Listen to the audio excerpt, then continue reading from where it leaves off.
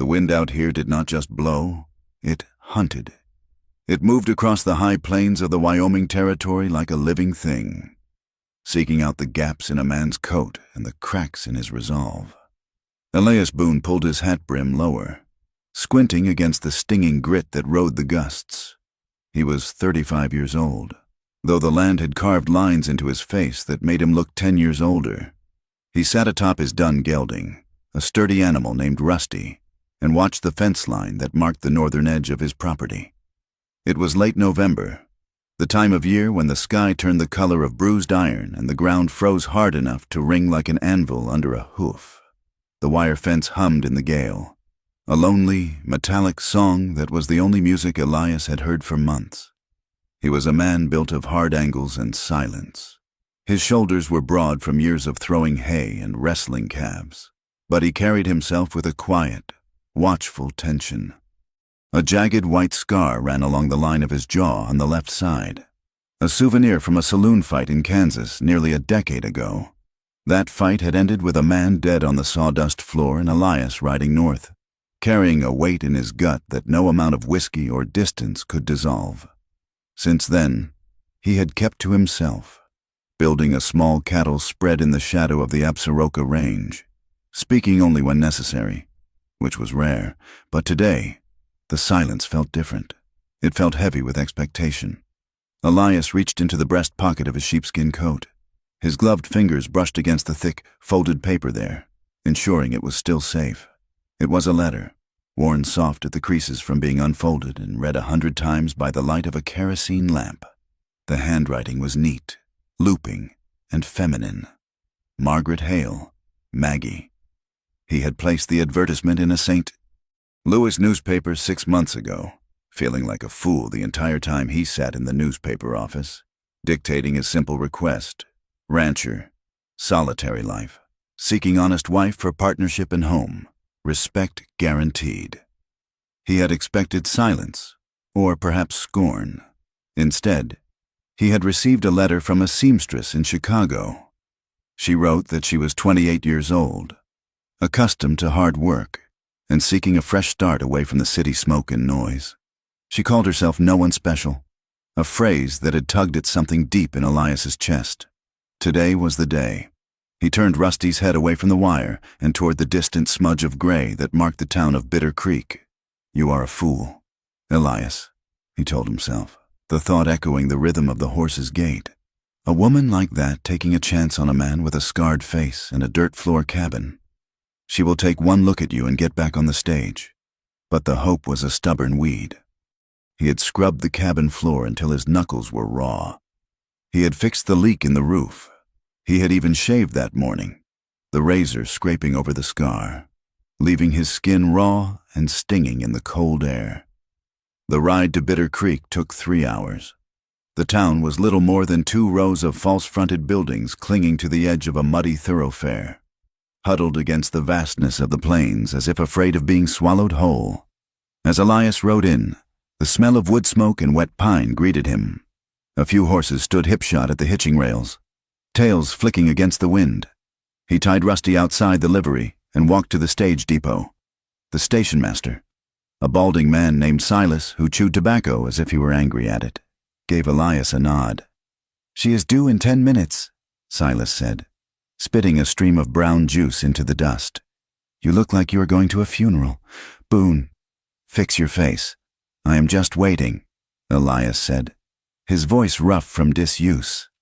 He stood on the boardwalk, the wind whipping his duster around his legs. His heart hammered against his ribs, a frantic, bird-like rhythm that shamed him. He checked his pocket watch. 2 o'clock. At 10 minutes past 2, the sound of thundering hooves and the creak of leather springs announced the stagecoach.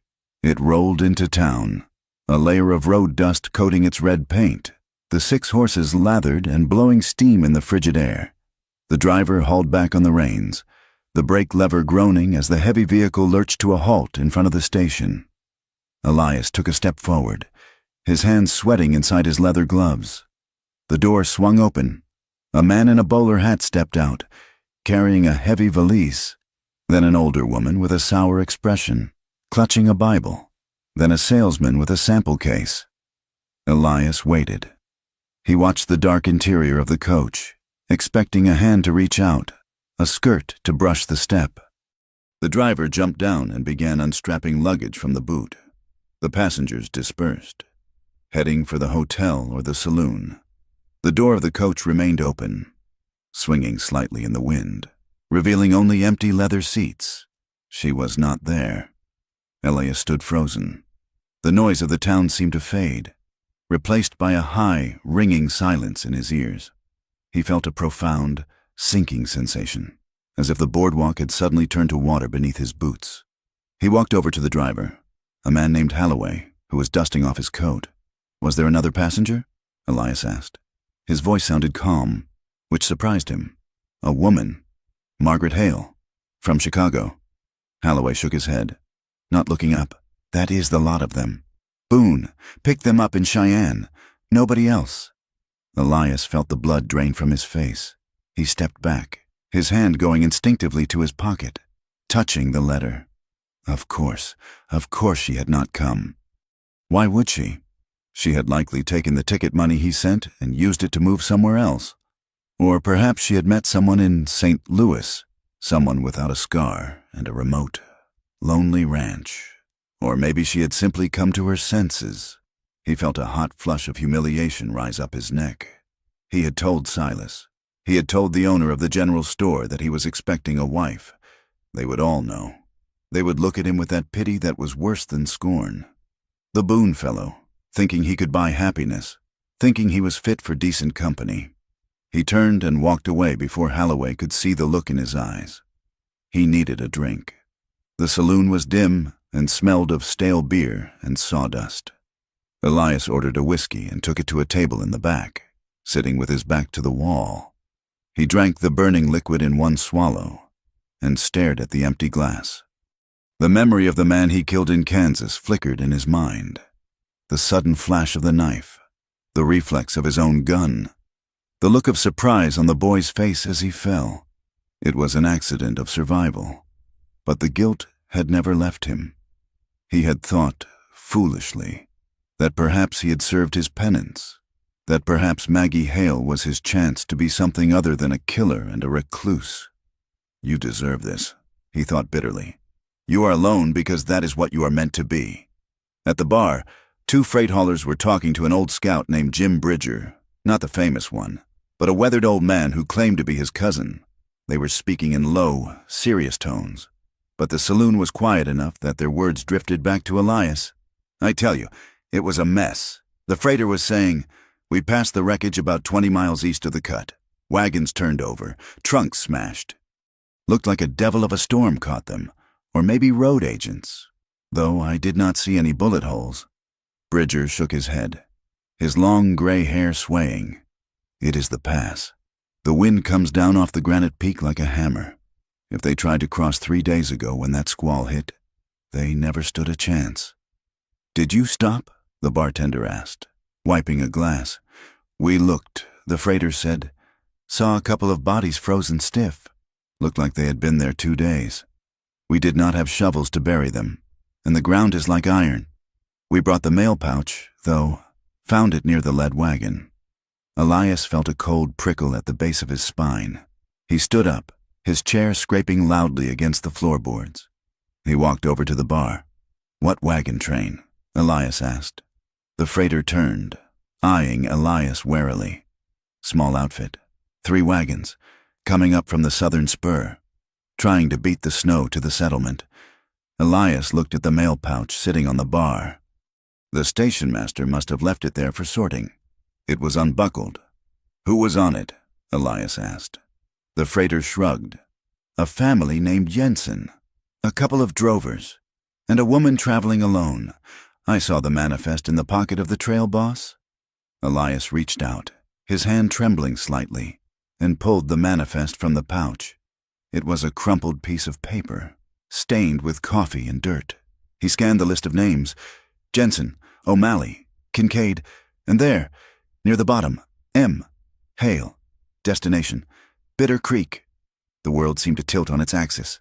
The glass in his hand would have shattered if he were holding one. His stomach dropped. a sensation like falling from a great height. She had not abandoned him. She had not taken his money and laughed. She had come. She had been out there, on the trail, coming to him. "She is dead," the freighter said matter-of-factly, seeing Elias's face. "Nobody survives 2 nights out there in the open. Not with the temperature dropping like this." Elias looked up. The panic that had been a quiet hum in his chest roared into a deafening noise. "Where?" he demanded. "Where exactly?" "East of the Skeleton Ridge," the freighter said, "near the dry creek bed that runs into the Powder. But listen, friend, you do not want to go out there. The wolves will be at them by now. And there is another storm rolling in tonight. You can see the clouds banking up over the peaks." "I have to go," Elias said. Jim Bridger grabbed his arm. His grip was like tangled wire. "Son, do not be a fool. If there were survivors, they are gone now. Frozen or eaten. You ride out there now, and we will be thawing 2 bodies out come spring instead of 1. Elias looked at the old man's hand, then into his watery blue eyes. He saw the truth there. The land was indifferent. It ate the weak and the unlucky, and it did not give them back. But then he thought of the letter in his pocket. "I am no one special." He thought of her riding across half the country to meet a man she knew only by his jagged handwriting. She had come for him, and he was sitting here drinking whiskey while she was out there in the ice. He pulled his arm free. "I am going." The bartender slammed a glass down. "You are suicide-bound." "Boone!" Elias did not answer. He pushed through the bat-wing doors and into the street. The wind hit him instantly, colder now, smelling of coming snow. He went to the general store first. He bought extra cartridges for his Winchester rifle, a heavy wool blanket, a flask of brandy, and 5 pounds of jerked beef. He bought a coil of hemp rope and a lantern with extra oil. He moved with a mechanical efficiency, shutting down the part of his mind that screamed he was too late. He had to be moving. If he stopped moving, the grief would catch him. He mounted Rusty and turned the horse east, away from the ranch, away from safety, and toward the open, featureless plains. The town faded behind him, swallowed by the gray light. The landscape here was a study in desolation. The ground was frozen hardpan, tufted with brittle sagebrush that rattled in the wind. To the west, the mountains were jagged purple teeth biting into the sky. To the east, the plains rolled on forever, brown and empty. Elias rode hard. The wind was a physical weight, pushing against him. His fingers ached on the reins, the leather stiff with cold. He kept his eyes on the ground, looking for the ruts of the wagon trail, which were barely visible under the dusting of old snow. He hesitated only once. He pulled Rusty to a halt and took the letter out of his pocket. He did not read it. The wind would have torn it from his hands. He just held it for a second, feeling the paper through his glove. He felt a surprising tenderness, a fierce, protective warmth that defied the cold. He had never seen her face, but she belonged to him, and he belonged to her. It was a contract made in ink and hope, and he would not break it. He tucked the letter away and kicked the horse forward. Hours passed. The sky darkened, turning from gray to a bruised charcoal. The wind picked up, carrying ice crystals that stung his face like sand. He began to see the debris before he saw the wagons. First, it was a wooden crate, smashed open, revealing tins of peaches scattered in the sagebrush. Then, a mile later, he saw something fluttering on a bush. He rode closer and leaned down. It was a woman's glove, fine kid leather, dark blue, with pearl buttons. It was delicate, completely unsuited for this country. It looked like a severed hand caught in the thorns. Elias stared at it, his throat tight. He imagined a hand inside it, small, capable, perhaps trembling with cold. He imagined her losing it as the wagon tipped, or maybe dropping it as she tried to crawl to safety. Fury rose in him. It was a hot, blinding rage directed at everything and nothing. At the storm, at the wagon master for risking the pass, at the God that would let a woman travel 2,000 miles only to die alone in a ditch. He stuffed the glove into his pocket. Next to the letter, "We are close. Rusty," he said to the horse. The wind tore the words away. Snow began to fall. It did not drift down gently. It came sideways. Driven by the gale, it streaked the horizon in gray curtains, reducing visibility to a few dozen yards. The temperature plummeted. Elias could feel the cold seeping through his sheepskin coat, settling into his bones. He knew the danger. If he lost the trail now, he could ride in circles until he froze. The smart thing to do was to find a depression in the ground, huddle with the horse under a blanket, and wait for morning. But he could not stop. The image of that glove drove him on, just as the last of the light was bleeding out of the sky. The storm broke for a moment. The clouds parted enough to let a strange, luminous twilight bathe the plains, and there he saw it. About half a mile ahead, the land dipped into a shallow ravine, likely a dry creek bed. In the bottom of the cut, dark shapes lay scattered like broken toys. Elias urged the tired horse into a gallop. He rode down the slope, the hooves skidding on the icy rocks. The wreckage was a graveyard of ambition. 3 wagons lay in various states of destruction. One was tipped onto its side, the canvas cover shredded and flapping like a surrender flag. Another was smashed completely. Its contents spewed across the frozen mud: clothing, books, pots, a broken rocking chair. Elias dismounted, his boots crunching on the snow. He pulled his rifle from the scabbard, though he knew there were no bandits here. The only enemy here was the cold. He walked toward the lead wagon. He saw the first body. It was a man, lying face down, half buried in a drift. His coat was frozen solid. Elias walked past him. He could not help the dead. "Maggie!" he shouted. The wind swallowed his voice. "Margaret!" He moved through the debris, scanning the ground. He checked inside the tipped wagon. Empty, save for a dead dog curled in the corner. He felt a crushing weight of despair. She was gone. She was buried under the snow somewhere, or she had tried to walk for help and died miles away on the open plain. He circled the last wagon. It had lost a wheel and collapsed heavily onto a large steamer trunk that had been thrown clear. And then he saw a patch of blue. It was the same color as the glove. He ran forward, dropping his rifle. She was there, huddled in the lee of the broken wagon bed, partially pinned beneath a heavy wooden trunk that had slid off the top. She was curled into a ball, her knees drawn up to her chest. She was wearing a blue traveling coat that was torn at the shoulder. Her hat was gone, and her dark hair was loose, matted with ice and dried blood where she had struck her temple. "Maggie," Elias choked out. He fell to his knees beside her. He touched her face. Her skin was terrifyingly cold, like marble. Her lips were blue, cracked and still. He ripped his gloves off and pressed his fingers to her neck. He held his breath, waiting. There, a faint, thready flutter against his fingertips. A heartbeat. "She is alive." Elias felt a sob break in his chest, but he choked it down. He grabbed the heavy trunk that was pinning her legs. He gritted his teeth and heaved, the muscles in his back straining. The trunk slid back with a scrape of wood on rock. He gently pulled her free. She was limp, a rag doll in his arms. He pulled her onto his lap, shielding her body with his own against the wind. "Margaret," he said, shaking her gently. "Maggie, wake up." Her eyelids fluttered. They were heavy, crusted with snow. She opened them a slit. Her eyes were dark, unfocused, glassy with hypothermia. She looked through him, seeing things that weren't there. "The train," she whispered. Her voice was a dry rasp, barely audible. "I missed the train." "No," Elias said, unbuttoning his sheepskin coat. "You are safe. I have you, Elias." She breathed. He froze. She knew his name.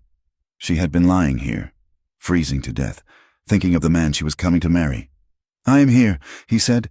He pulled her against his chest, wrapping the edges of his thick coat around her, trying to share his body heat. "I am Elias. I found you." She did not answer. Her eyes drifted shut again, and her head lolled against his shoulder. Elias looked up at the sky. The hole in the clouds was closing. The snow was coming back, heavier this time. Night had fully fallen. He could not stay here. If they stayed, they would both die. But riding back in the dark, in a blizzard, with an unconscious woman was madness. He looked at Maggie's face. It was pale and bruised, but strong. She had survived 2 days. She had held on. He stood up, lifting her in his arms. She was lighter than he expected, bird-boned and fragile. He carried her to Rusty. "Easy, boy," he murmured to the horse. He managed to get her into the saddle, holding her steady with one hand while he swung up behind her. He settled her in front of him, wrapping his heavy wool blanket around both of them, cocooning her against his chest. He took the rope from his saddlebag and tied it loosely around her waist and his own, binding them together so she would not fall if she passed out completely. He turned the horse's head back toward the west, into the teeth of the wind. "Let's go home," he said. The journey back was a blur of agony and endurance. The darkness was absolute, broken only by the white swirl of snow. Elias could not see the trail. He had to trust the horse's instinct and his own internal compass. Every jolt of the horse seemed to rattle Maggie's bones.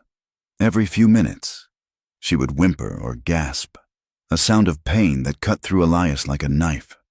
"Stay with me," he murmured into her ear, his lips brushing her icy hair. "Do not sleep.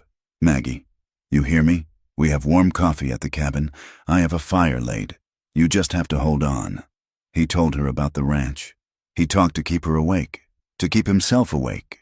He told her about the creek in the spring, about the way the light hit the barn in the morning. He told her about the calf that had been born last week. She drifted in and out. Once, she thrashed against the rope, crying out about the cold. "I know," he soothed, tightening his arm around her. "I know it hurts, but you are not alone. I have you. I will not let you go." The wind howled, a banshee scream that tried to drown him out. His hands were numb blocks of wood on the reins. His feet had lost all feeling, but he burned with a singular purpose. He felt the faint rise and fall of her chest against his own rib cage. It was the only thing in the world that mattered. He had spent 10 years pushing people away, terrified of the violence in his own hands. Now, those same hands were the only thing keeping this stranger alive. He drove his heels into the horse's flanks. He would fight the storm. He would fight the cold. He would fight death itself if it tried to take her now. "We are coming home. Maggie," he whispered into the dark. "Just hold on." They rode on into the black, white-flecked void. 2 small sparks of life in a world of ice, bound together by a rope and a desperate promise. The darkness that draped the Wyoming Territory was not merely an absence of light. It was a physical weight, pressing down on the shoulders of the man and the horse. Elias Boone could no longer feel his hands. They were frozen claws wrapped around the reins, guiding Rusty through the drifts by muscle memory alone. The wind had ceased its screaming and settled into a low, mournful moan that vibrated through the timber of the cabin walls as they finally emerged from the swirling white. The cabin was a dark square against the lighter gray of the snow. It looked impossibly small, a fragile box of timber set against a universe of ice. Elias slid from the saddle, his legs folded under him for a second, numb and stiff, before he caught himself against the horse's flank. He waited for the blood to rush back into his limbs, a prickling agony that told him he was still alive. He reached up and untied the rope that bound Maggie to his waist. She was limp, a dead weight in the cocoon of blankets. Fear, cold and sharp, spiked in his chest. He pulled her down into his arms. She felt terrifyingly small. In the vastness of the plains, amidst the wreckage of the wagons, she had been a tragedy. Now, in his arms, she was a woman, fragile, breakable, and entirely dependent on him. He stumbled toward the door, kicking the piled snow away with his boots, and shouldered his way inside. The air in the cabin was stagnant and frigid, only a few degrees warmer than the outside. Elias carried her to the narrow bed in the corner, laying her down on the buffalo robe. He did not light the lamp yet. First, the fire. He moved to the cast-iron stove with clumsy, fumbling urgency. His fingers were so stiff, he dropped the lucifer match twice before he managed to strike it against the iron. The flame flared, blue and orange, and he fed it kindling, then larger logs, blowing on the embers until the stove began to roar and tick with expanding heat. Only then did he light the kerosene lamp on the table. The golden light washed over the room, revealing Maggie's face. She was pale as milk, her lips possessing a violet hue that made his stomach turn. Her breathing was shallow, a faint rasp in the quiet room. She was soaking wet. The snow had melted against her clothes during the ride, and the hem of her dress was frozen stiff with mud and ice. Elias stood over her, his hands hovering. He was a bachelor who had lived alone for 10 years. The only women he spoke to were the wives of other ranchers at church or the store clerk in town. He had never seen a woman in her underthings, let alone undressed one. But if he left her in these wet clothes, she would die of lung fever before sunrise. "Forgive me, ma'am," he whispered to the unconscious woman. He began to work, his movements practical and swift, though his ears burned with a heat that had nothing to do with the stove. He unbuttoned her heavy traveling coat, peeling the sodden wool away from her arms. Underneath, her dress was a dark serge, torn at the shoulder and muddy at the hem. He turned his head away as he unhooked the back of the bodice, fixing his eyes on the rough-hewn logs of the wall. He worked by touch, his calloused fingertips struggling with the tiny, delicate hooks. When the dress was loose, he pulled it down, sliding it over her hips and legs. He left her in her chemise and petticoats. Though they were damp, he could not bring himself to go further. He grabbed every quilt he owned, a patchwork one his mother had made, 2 heavy wool blankets from the Hudson's Bay Company, and piled them over her. He took off his own flannel shirt, which was dry and warm from his saddlebag, and managed to maneuver her arms into it over her chemise, buttoning it to her chin. As he worked, he saw the bruises. They bloomed like dark violets across her ribs and along her upper arm. There was a nasty gash on her temple, clotted with dried blood. He sat back on his heels, breathing hard, wiping sweat from his forehead. The cabin was warming up, the smell of wood smoke replacing the scent of ice and wet wool. He pulled a chair close to the bed and sat, watching her chest rise and fall. He did not sleep. He simply watched, acting as a sentry against the death that had tried to claim her. Maggie floated in a dark, cold river. Sometimes she heard voices, shouting, the scream of horses, and sometimes she heard only the wind. Then, the river changed. It became warm. There was a smell of pine and coffee. She opened her eyes. Above her, she saw rough timber beams, stained with soot. This was not the wagon. This was not the boarding house in Chicago. She turned her head. A man was sitting in a chair, his head bowed, asleep. He was large, with broad shoulders and dark hair that curled over his collar. Panic seized her. The last thing she remembered clearly was the wagon tipping, the world spinning. Had she been taken? There were stories of women snatched from the trail, sold or used. She tried to sit up, but pain lanced through her ribs. Sharp and breathless, a small cry escaped her lips. The man's head snapped up instantly. His eyes were dark and alert. He leaned forward, his big hands coming up as if to calm a startled horse. "Easy," he said. His voice was deep, rough like gravel, but quiet. "You are safe." "Who are you?" she rasped. Her throat felt like it was full of glass. "Where am I?" "I am Elias," he said. "Elias Boone." The name floated in the air between them. Elias, the man from the letters, the handwriting. "You never came," he said gently. "The stage arrived, but you were not on it. I went looking." Maggie stared at him, trying to align the image of this rugged, scarred man with the polite, distant words on the paper. "You found me, in the wreck," he said. "You were pinned. I brought you home. Home." The words sounded strange. She looked around the cabin. It was small, tidy, and masculine. A rifle hung over the door. A saddle sat in the corner. She looked down at herself. She was wearing a man's flannel shirt, huge and enveloping. Her face flushed hot. "My clothes," she whispered, clutching the quilt to her chin. "They were wet," Elias said quickly, looking toward the fire. "I had to get you warm. I turned my head. Ma'am, I promise you. She saw the red creep up his neck, past the white line of his collar. He was embarrassed. This man, who looked like he could wrestle a steer to the ground, was blushing because he had seen her in her petticoats. The fear in her chest uncoiled. "Just a fraction, thank you," she said. "Rest now," Elias said, standing up. "You are safe here. The door is barred. The fire is built. Nothing can get to you." The days that followed blurred into a rhythm of pain and healing. The blizzard raged outside, sealing the cabin in a tomb of white. But inside, it was a small island of fragile safety. Elias became her nurse. It was a strange role for a man with hands the size of shovels. But he was surprisingly gentle.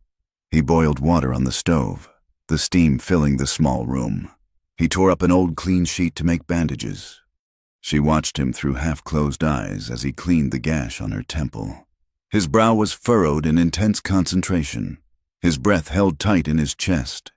His hands trembled slightly, not from weakness, but from the effort of being soft. "Is it bad?" she asked one evening, as he applied a poultice of herbs to her bruised shoulder. "It will heal," he said. "You will have a scar, maybe, but you are mending." He slept on a bedroll near the fire, giving her the only bed. At night, she would hear the wind howling like a lost soul, tearing at the corners of the cabin. Far off, coyotes yipped and sang, a lonely, chilling sound that made her pull the quilts tighter. But then she would hear the stove tick as the metal cooled, or the soft rasp of Elias turning over in his sleep, and the terror of the wilderness would recede. They spoke little at first. The silence of the high plains seemed to have seeped into the cabin. But as her strength returned, the silence began to fill with halting words. She lay propped up on pillows he had fashioned from grain sacks, watching him mend a bridle by the light of the lamp. "Why did you choose me?" she asked suddenly. Elias looked up, the needle pausing in the leather. "Ma'am?" "My letter," she said. "It was short. I said I had no skills for ranching. I said I was plain." "Why did you answer?" Elias set the bridle down. He looked at his hands. "You said you wanted a fresh start. You said you were tired of noise. I reckoned I understood that." Maggie picked at the edge of the quilt. "I was a seamstress," she said. "In Chicago, I worked in a room with 20 other women. No windows, just gaslight and dust." She paused, the memory tasting of soot and shame. "I lived alone in a boarding house." She continued, "A woman living alone. People talk. They assume things. My landlord, he was a man named Mr. Caro. He thought because I had no father or husband, I was available." Elias went very still. His eyes were fixed on her face, dark and unreadable. "He tried to force his way into my room one night," she said, her voice dropping to a whisper. "I fought him off with a pair of fabric shears. I cut his arm. He told everyone I was a madwoman. He told my employer I was a thief and a harlot. I lost my position." She looked up at Elias, her chin trembling. "I did not come here for adventure. Mr. Boone, I came because there was nowhere else to go, no one who would stand between me and the world. I sold everything I had for the train ticket." Elias looked at her for a long time. She expected judgment. She expected him to ask if she had encouraged the man, as the police officer in Chicago had. Instead, he nodded slowly. "You are safe here." "Maggie," he said. His use of her given name was unconscious, a slip. "If any man tries to force a door here, he will answer to me, and I do not miss." She saw the steel in his eyes then, a glimpse of something dangerous that lived beneath his quiet surface. It should have frightened her. Instead, it made her feel a fierce, warm gratitude that started in her chest and spread to her toes. He did not offer his own story that night. He turned back to the bridle, pulling the thread tight with a snap. But she saw the way his jaw worked, the way the scar stood out white against his skin. As the second week passed, the cabin began to feel smaller, or perhaps they were just filling it more. Maggie was well enough to sit at the table now. She wore her mended dress, which Elias had clumsily tried to wash for her. They ate stew made from dried beef and potatoes, sitting across from each other in the pool of lantern light. She began to notice things. She watched his hands as he broke bread. They were scarred, the knuckles swollen from work, but they moved with a deliberate grace. She noticed the way he checked the window every 10 minutes, a habit born of a man who lived with danger. Elias, in turn, watched her. He noticed the way her dark hair, which she tried to braid neatly, would always escape in tendrils that curled around her ears. He noticed the way she pressed her lips together into a thin line when her ribs ached, refusing to complain. He noticed that she smelled of the lavender soap he had bought in town, a scent that seemed impossibly delicate in this rough room. The isolation forced a physical closeness that was both natural and electric. When he passed her a tin cup of coffee, his fingers brushed hers. The contact was brief, a mere graze of skin, but it sent a jolt through him that made him almost drop the cup. He saw her eyes widen slightly, her breath hitch. They were a man and a woman, strangers and yet not, trapped in a box while winter tried to bury them. The air between them grew thick with things unsaid. One night, the wind rose to a shriek. The cabin groaned under the assault. Suddenly, a violent gust caught the leather hinges of the shutter on the south window. With a crack like a pistol shot, the shutter flew open, banging against the outer wall. Snow exploded into the room, swirling in the lamplight. "The shutter!" Elias yelled. Leaping from his chair, he rushed to the window, struggling to pull the heavy wooden board back against the gale. The wind was incredibly strong. It pushed back against him, coating his face in ice instantly. Maggie was there beside him in a second. She ignored the pain in her side, grabbing the edge of the shutter and pulling with him. Together, Elias roared over the wind. 1, 2, pull! They heaved. The shutter slammed shut. Elias threw the latch, locking it down. They spun away from the window, gasping for breath, the snow melting on their faces. They were standing in the narrow space between the table and the wall, pressed shoulder to shoulder. The adrenaline was still humming in their blood. Elias looked down at her. Her hair had come loose from its pins, tumbling over her shoulders. Her cheeks were flushed from the cold and the exertion. Her eyes were bright and wild. He was acutely aware of the heat of her body radiating through her dress. He could smell the lavender in the cold air and the scent of her skin. They stood there, breaths mingling in white puffs in the chilly room. The moment stretched. It would have been the easiest thing in the world to reach out, to span the 3 inches between them and pull her against him. The hunger to do so was a physical ache in his gut, sharp and demanding. He saw her gaze drop to his mouth, then flick back up to his eyes, wide with a mixture of fear and longing. Then Maggie stepped back. She bumped into the table, jarring the lamp. "I am sorry," she stammered, putting a hand to her messy hair. I should have pinned this better." She turned away, her face burning. "I know why you sent for a bride. Elias, I know a man out here needs things, but I am not sure I am what you wanted. I am broken. I am trouble." The words hit Elias like a physical blow. He saw the shame in the set of her shoulders. She thought she was a disappointment. She thought she was a transaction that had turned out to be a poor investment. He reached out and caught her wrist. His grip was firm but gentle. "Maggie, look at me." She turned slowly, refusing to meet his eyes. He stepped closer, his voice rough with an emotion he did not know how to name. "Do not ever say that. Do not ever think I look at you and see a debt paid." He struggled for the words. He was a man of silence, and language felt clumsy in his mouth. "I did not send for a worker," he said, "and I did not send for a warmer for my bed. I sent because the silence out here gets so loud it drowns a man. I wanted someone who chose to be here, not someone I bought." His voice cracked on the last word. He felt exposed, stripped of his armor. He was admitting that he was lonely, that he was human. Maggie looked up then. She saw the vulnerability in his face, the raw honesty in his dark eyes. She saw that he was just as afraid as she was, afraid of being rejected, afraid of being alone. "You chose me," she whispered. "You came into the storm for me. I would do it again," he said. Tonight, the air in the room seemed to shift. The tension of the storm outside faded. replaced by a warm, heavy silence. It was not the awkward silence of strangers anymore.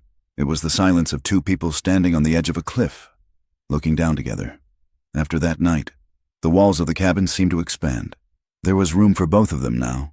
They talked more freely. Maggie asked about the cattle, about the seasons. She wanted to know how he survived the winters before. Elias found himself speaking words he had kept locked away for years. He told her about the long months where the snow drifted to the eaves. He told her about the time he broke his leg and had to crawl to the creek for water. And then, one evening while the fire crackled low, he told her the rest. "I am not a good man, Maggie," he said, staring into the flames. She looked up from her mending. "You saved my life." "I took a life," he said. The silence that followed was heavy. He waited for her to gasp, to pull away. "It was 10 years ago. In Kansas," he said, his voice devoid of emotion. "A saloon fight. A boy, barely 20. He pulled a knife. I was faster. I did not mean to kill him. But the gun, it went off. He touched the scar on his jaw. His brother gave me this before I got out. He swore he would hunt me down. I get letters, sometimes, posted from different towns, telling me he is coming. That is why I live out here. That is why I have no neighbors." He looked at her then, expecting to see revulsion. He saw only a deep, sorrowful understanding. "He attacked you," she stated softly. "It does not change that he is dead," Elias said. "No," she agreed. "It does not, but it does not make you a monster. Elias, it makes you a man carrying a heavy stone." She reached across the table and covered his hand with hers. Her skin was warm, her fingers small against his scarred knuckles. "We all have ghosts," she said. "I have mine. You have yours. Maybe they can haunt each other and leave us be." Elias felt something loosen in his chest, a knot that had been pulled tight for a decade. He turned his hand over and squeezed her fingers. The winter refused to yield. The nights grew colder, the frost patterning the inside of the window glass in fern-like shapes. One night, the darkness of the cabin was shattered by a cry. "Elias!" He was awake in an instant, throwing off his blankets and crossing the room in 2 strides. Maggie was sitting up in bed, gasping, her hands clawing at the quilt. She was trembling violently.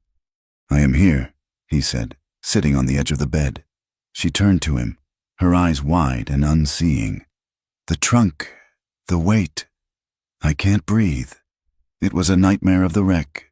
He had seen it before, but never this bad. He reached out and took her by the shoulders. "Maggie, you are in the cabin. Look at the fire. Look at me." She blinked, the terror slowly receding as she focused on his face. She let out a sob and launched herself forward, burying her face in his chest. She clung to him with a desperate strength, her fingers digging into his shirt. She was shaking so hard her teeth chattered. Elias froze for a heartbeat.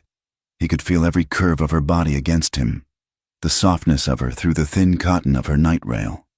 Her hair smelled of sleep and lavender. His arms came around her instinctively, holding her close. He pressed his cheek to the top of her head. "It is gone," he murmured, rubbing her back in slow, soothing circles. "The storm is gone." He could feel her heart hammering against his own ribs. The rhythm of it matched his own. The comfort shifted, subtle and dangerous. He became aware of the heat of her skin. He became aware that they were on a bed, in the dark, and she was in his arms. He wanted to pull her closer. He wanted to slide his hands into her hair, to tilt her face up and kiss the fear away. He wanted to wrap himself around her and keep the cold out forever. The desire was a sudden, roaring fire in his blood. He felt her breath hitch against his neck. She had gone still. She wasn't pulling away. For a second, the world narrowed down to the sound of their breathing and the warmth where their bodies touched. But then he remembered the fear in her eyes when she talked about the man in Chicago. He remembered her saying she had nowhere else to go. If he touched her now, if he took what he wanted, he would be just like them. He would be another man taking advantage of her desperation. He forced himself to loosen his grip. He took a steadying breath, fighting the urge to stay. "You should sleep," he said, his voice strained and hoarse. "The sun will be up soon." He felt her hesitate. She pulled back slowly, her hands lingering on his chest for a fraction of a second too long before dropping to her lap. She looked up at him, her eyes dark and searching in the gloom. "Stay?" she whispered. "Just until I fall asleep?" Elias swallowed hard. He nodded. He sat there on the edge of the bed, his back stiff, holding her hand while she lay back down. He watched the firelight dance on the walls, listening to her breathing even out. He did not sleep that night. He sat guard over her dreams and over his own treacherous heart. By the time the first gray light of dawn touched the window, the cabin felt different. They were no longer just a rescuer and a victim. They were two damaged people, their scars visible to one another, bound by a fragile trust that was slowly, terrifiedly, turning into something else. Outside, the wilderness was still a killer, but inside, the air was thick with a simmering, unspoken heat that was more dangerous and more promising than any storm. The thaw began slowly, a reluctant concession from the winter that held the Wyoming Territory in its teeth.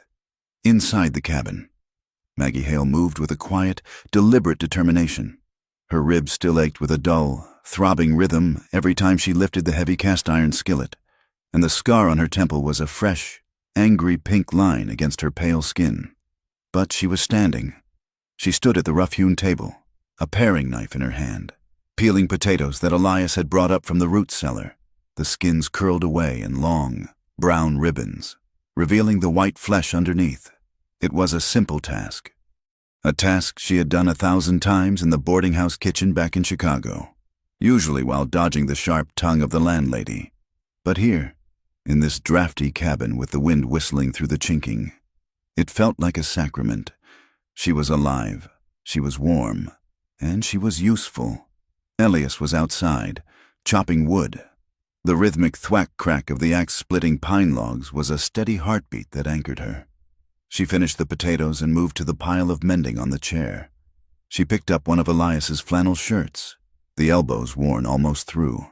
As she threaded the needle, a strange feeling washed over her. It was a tightness in her chest, but not from pain. It was a sense of belonging that terrified her. She looked around the room, the fire snapping in the stove, the sunlight stretching across the floorboards, the smell of coffee and sawdust. It was a life she had read about in penny novels but never believed she deserved. She was Maggie the seamstress, the woman who lived in the shadows, the woman who had to sew her own way out of trouble. The door opened, letting in a gust of cold air and the man himself. Elias stomped the snow from his boots, his breath clouding in the entryway. He carried an armful of split wood, which he stacked neatly by the stove. He straightened up, brushing bark from his sleeves. He looked at her, his dark eyes taking in the mended shirt in her lap. "You should be resting," he said. His voice was rough, but the edge of it was soft. "I have rested enough," Maggie replied, not looking up from her stitching. "My hands need to work. Elias, if they stop, I start to think, and I do not want to think today." Elias watched her for a moment longer, then nodded. He moved to the wash basin, scrubbing the pitch from his hands. "I have to go into town," he said. Maggie's hand froze. The needle pricked her finger, a tiny bead of blood swelling on the tip. She looked up, trying to keep the panic out of her voice. "Town?" she repeated. "We are low on flour," Elias said, drying his hands on a rag, "and coffee, and I need to see if the depot has word on the rest of the salvage." He meant the wreck. He meant the dead. Maggie set the shirt down. She felt a sudden, cold void open up beside her. For 3 weeks, Elias had been her entire world. He was the wall between her and the wilderness. "You will be back?" she asked. The question was small and pathetic, and she hated herself for asking it. Elias paused in the act of putting on his coat. He looked at her, his expression serious. "I will be back before sundown." He promised, "I would not leave you otherwise." He checked the rifle above the door, then turned to her. "Bar the door behind me, Maggie. Open it for no one but me." When he rode out 10 minutes later, Maggie watched from the window until he and Rusty were just a dark speck against the white expanse of the plains. Then she slid the heavy wooden bar into place. The silence of the cabin, usually a comfort, suddenly felt heavy. It pressed against her ears, without the sound of his breathing or the scrape of his boots. The ghosts began to creep out of the corners. She remembered the cold of the wreck. She remembered the feeling of being trapped. And deeper, older ghosts surfaced. The fear that this was all a trick, that the men from her past, the ones who saw a woman alone as prey, would find her here. She sat in the chair, clutching the mended shirt to her chest, and waited. Bitter Creek was an ugly scar of mud and timber on the face of the prairie. The snow had melted into a thick, churned slush in the main street, sucking at the hooves of Elias's horse as he rode in. He felt the eyes on him immediately. It was a small town. Everyone knew everyone's business. And what they did not know, they invented. Elias Boone, the recluse rancher, had ridden out into a blizzard to find a dead woman and had come back with a live one. That was the story. He tied Rusty at the rail in front of the general store and stepped onto the boardwalk. 2 men were leaning against the wall, smoking hand-rolled cigarettes. One was a ranch hand from the Double Bar outfit. The other was the town blacksmith. Afternoon. Boone, the blacksmith said. He did not smile. Heard you got company out at your place. Elias touched the brim of his hat. Just buying supplies. Miller. The ranch hand smirked. Must be some woman to survive that storm. Or maybe she just knew how to keep warm. Hey. Elias stopped. He turned slowly to face the man. He did not raise his voice, and he did not reach for the Colt on his hip, but the air around him seemed to drop 10 degrees. She survived because she has more grit in her little finger than you have in your whole carcass, Elias said softly. Be careful with your words, son. The wind carries them. The ranch hand swallowed hard and looked away, flicking his cigarette into the mud. Elias turned and entered the store. The warmth of the pot-belly stove hit him, along with the smell of dried apples and kerosene. Mrs. Brody, a widow with a face like a dried plum and a tongue sharp enough to shear sheep, was behind the counter measuring out calico for a younger woman. The conversation stopped the moment the doorbell jingled. Mrs. Brody looked over her spectacles. Mr. Boone, we did not expect to see you until the thaw was proper. I need flour, Elias said, walking to the counter, and coffee, and 5 pounds of sugar. Mrs. Brody weighed the sugar in silence. Her lips pursed so tight they disappeared. The younger woman gathered her parcels and scurried out, shooting a wide-eyed, scandalous look at Elias as she passed. I hear the young woman is recovering, Mrs. Brody said, not looking at him. She is, Elias said. It is a miracle, I suppose, Mrs. Brody said, snapping the twine on the package, though some might say it is barely decent. A man and an unmarried woman, alone in that cabin for 3 weeks. People talk. Mr. Boone. They worry about the morality of the situation. Elias felt the heat rise up the back of his neck. It was not shame. It was anger. She was dying. Mrs. Brody, Elias said, his voice hard. Was I supposed to leave her in the snow to keep her reputation clean? Mrs. Brody sniffed. You are a bachelor. Mr. Boone, she is, well, nobody knows who she is, do they? A woman who answers an advertisement in a newspaper. It suggests a certain lack of options. One wonders if she is no better than she ought to be. Elias slammed his hand down on the counter. The jar of peppermint sticks rattled. She is a lady, he growled, and she is under my protection. Anyone who insults her insults me. He threw a gold coin on the counter, grabbed his supplies, and walked out, leaving the widow staring open-mouthed. He marched to the stage depot, his blood boiling. He hated this town. He hated the smallness of their minds. But as he walked, a cold realization settled in his gut. They were right, not about Maggie's character, but about the situation. By keeping her there, alone and unmarried, he was ruining her.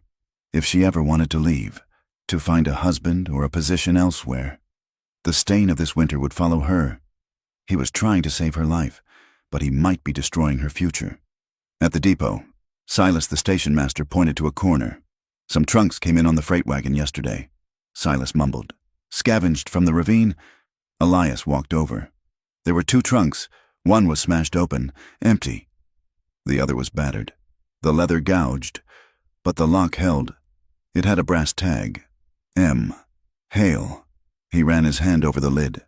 This was all she had, a box of clothes and memories. Load it up, Elias said. The ride back was long.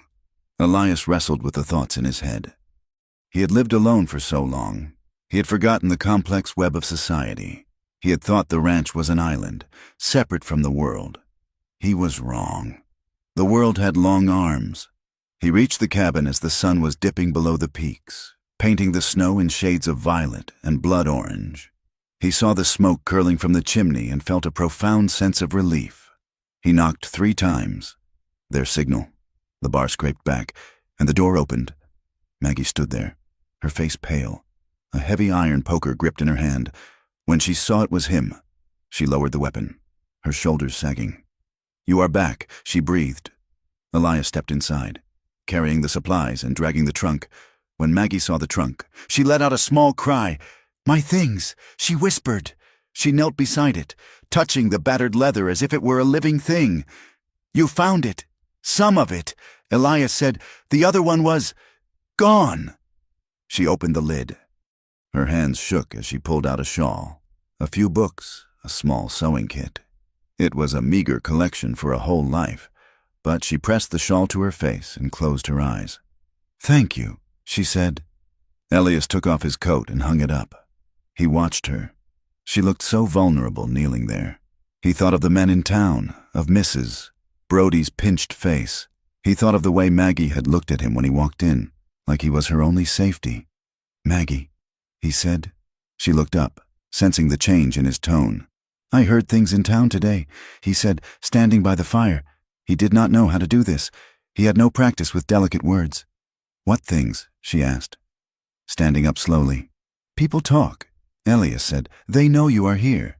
They know we are alone." Maggie's face hardened. She crossed her arms over her chest, a defensive gesture. "Let them talk. I have done nothing wrong. I know that," Elias said quickly. "But they are saying it is not right. That a woman staying with a man who is not her kin is—" He could not finish the sentence. He did not want to repeat the vile words. "I see," Maggie said bitterly. "They think I am a fallen woman because I survived." Elias took a step toward her. "I will not let them speak ill of you, but I cannot stop the whispers. Maggie, not as long as things are as they are." He took a deep breath. It felt like standing on the edge of a cliff. "There is a way to stop it," he said. "A way to protect your name." Maggie looked at him, her eyes narrowing slightly. "What way?" "We can marry," Elias said. The words hung in the air, heavy and blunt. Maggie stared at him. She did not blush. She did not smile. She went very still. "Marry," she repeated. "It was the original arrangement," Elias said, stumbling now, his hands twisting his hat. "You came here to be my wife. If we marry, legally, in the church, no one can say a word. You will be Mrs. Boone. You will have the protection of my name." Maggie turned away. She walked to the window and looked out at the darkening snow. "Is that what you want, Elias?" she asked quietly. "To protect my name." "It is the right thing to do," he said. "The right thing," she echoed. She spun around, and her eyes were blazing. "You want to marry me to fix a mess? You want to marry me because you feel responsible? Because you pulled me out of the snow, and now you are stuck with me?" "That is not it," Elias protested. "Isn't it?" she demanded. She walked toward him, her voice rising. "Do you think I have not seen this before? Men who think they are doing a woman a favor. Poor Maggie, she has nowhere to go. Let me take her in." "I am not those men," Elias growled. "Then stop sounding like them," she cried. She stopped, her chest heaving. The anger drained out of her, leaving her looking small and tired. "I have been a transaction my whole life." "Elias," she said, her voice trembling. My father married me off to a clerk when I was 17 to pay a debt. When he died, I was passed around to boarding houses and employers who looked at me like I was a piece of meat on a counter. I answered your letter because I wanted a choice. I wanted to choose my life." She looked at him, tears standing in her eyes. "If you marry me out of pity, or out of duty, or because Mrs. Brody made you feel ashamed, I will not do it. I would rather walk out into that snow." Elias stared at her. He saw the fierce pride in her, the steel spine that had carried her 2,000 miles, and he realized he had been a fool. He had been trying to be practical, to be noble, and he had insulted her. He dropped his hat on the table. He crossed the room and stood in front of her. He did not touch her, but he stood close enough that she had to look up at him. "I do not pity you, Margaret," he said. His voice was low and steady. "I admire you. You are the strongest person I have ever met." He looked down at his hands, then back at her face. "I am a lonely man," he admitted. I have been alone so long, I forgot how to speak to people. I forgot what it was like to have a light in this cabin. When I rode into town today, I hated leaving. I hated the miles between us." He took a breath. "I am not asking you to marry me to save your reputation. I am asking because I want you here. I want to see you across the table every morning. I want to know you are safe." Maggie searched his face. She saw the honesty there, stripped bare of pretense. She saw the fear in him, too, the fear that she would say no. She wiped a tear from her cheek. "If I agree," she said, her voice steadying. "I have conditions." Elias nodded. "Name them." "I will not be a silent partner," she said. "I will not be property. If I have a thought, I will speak it. If I want to learn to ride or shoot or manage the books, you will teach me. I am not just a wife to mend your shirts. Elias, I am a partner." Elias smiled. It was a rare, slow expression that transformed his rugged face. "I would expect nothing less," he said, "and," she added, her voice dropping, looking at her boots, "you will not expect—" She stopped, her face flushing. Elias understood. He remembered the fear in the night. "I will never force you, Maggie," he said solemnly. "I will never touch you unless you want me to. That is a promise on my mother's Bible." Maggie looked at him for a long moment. Then she nodded. "All right," she whispered. "All right. Elias, I will marry you." 2 days later, they rode into town. The sky was a hard, brilliant blue, the sun dazzling on the melting snow. Maggie wore her best dress from the trunk, a dark navy wool that she had steamed and pressed. She wore a hat with a small velvet ribbon. She sat tall in the saddle of the mare Elias had saddled for her, though her knuckles were white on the reins. They went straight to the church. It was a small, whitewashed building with a bell that only rang on Sundays and for funerals. The preacher, Reverend Thomas, was a thin man with a perpetually runny nose.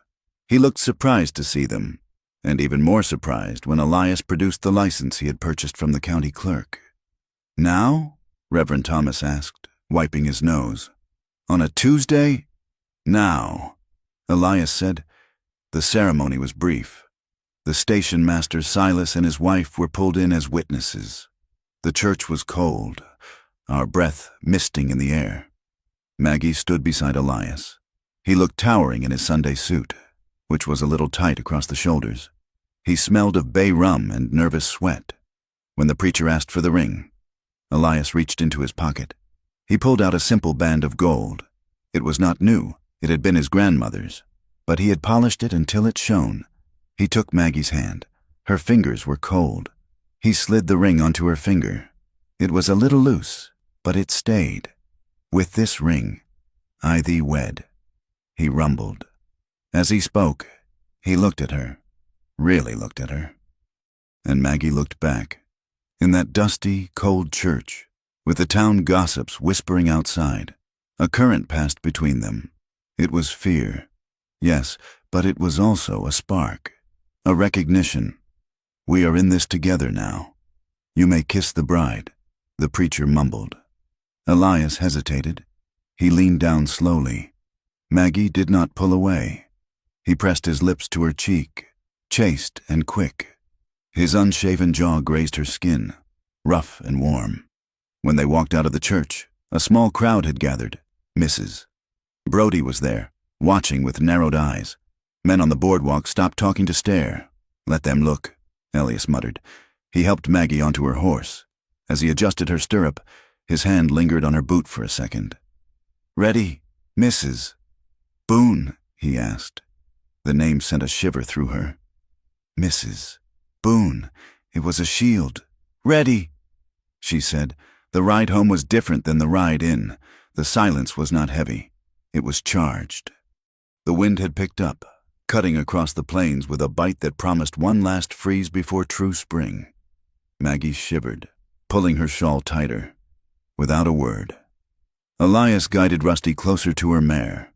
He reached out and pulled the collar of her coat up, tucking it around her neck to block the wind. His fingers brushed her throat, warm and calloused. He did not say anything poetic. He did not recite a sonnet. He just fixed her coat. But in that gesture, Maggie felt more cherished than she ever had in her life. Night fell over the ranch, deep and absolute. The cabin was the same rough logs, the same stone hearth, but it felt fundamentally altered. The air was thick with the knowledge of what they had done. They ate supper in near silence. The clink of forks on tin plates sounded like cannon fire. When the meal was done, Elias banked the fire. Maggie stood by the bed, their bed now. She began to take down her hair. Her hands trembled as she pulled the pins out one by one. The dark, heavy mass fell down her back.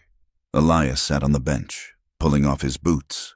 He moved slowly, deliberately, giving her time. One boot thudded to the floor, then the other. He stood up and turned to face her. He was in his stocking feet, his shirt unbuttoned at the collar. Maggie stood frozen. The old panic flared in her chest, the memory of the locked room in Chicago, the heavy breathing of Mr. Caro. She felt trapped. Elias saw it. He stopped 5 feet away. "Maggie," he said softly. "I'm scared," she whispered. The confession tore out of her. "I'm sorry, Elias, but I am scared." Elias nodded. "I know." He took a step closer, moving as one would toward a skittish colt. "You are not trapped here," he said, "and I am not them." He reached out a hand, palm up, an invitation, not a command. She looked at his hand. It was the hand that had dug her out of the snow, the hand that had cleaned her wounds, the hand that had placed a ring on her finger. She took a breath, steeling herself, and stepped forward. She placed her hand in his. Elias closed his fingers around hers. He pulled her gently, not toward the bed, but just toward him. She came until she was standing in the circle of his arms, though he did not touch her body yet. "Look at me," he said. She looked up. His eyes were dark pools of warmth. "I'm your husband," he said, "but first, I am your friend. Do you believe that?" "I believe it," she whispered. "Then trust me," he said. He lowered his head. This time, he did not aim for her cheek. He pressed his lips to hers. It was tentative at first, a question asked in the dark. "Is this all right?" Maggie stood rigid for a second, but then she felt the warmth of his mouth. She felt the restraint in him, the way he was holding himself back, terrifyingly strong, but keeping all that power in check just for her. She let out a soft sigh, and her body softened. She leaned into him. The kiss deepened. It changed from a question to a statement.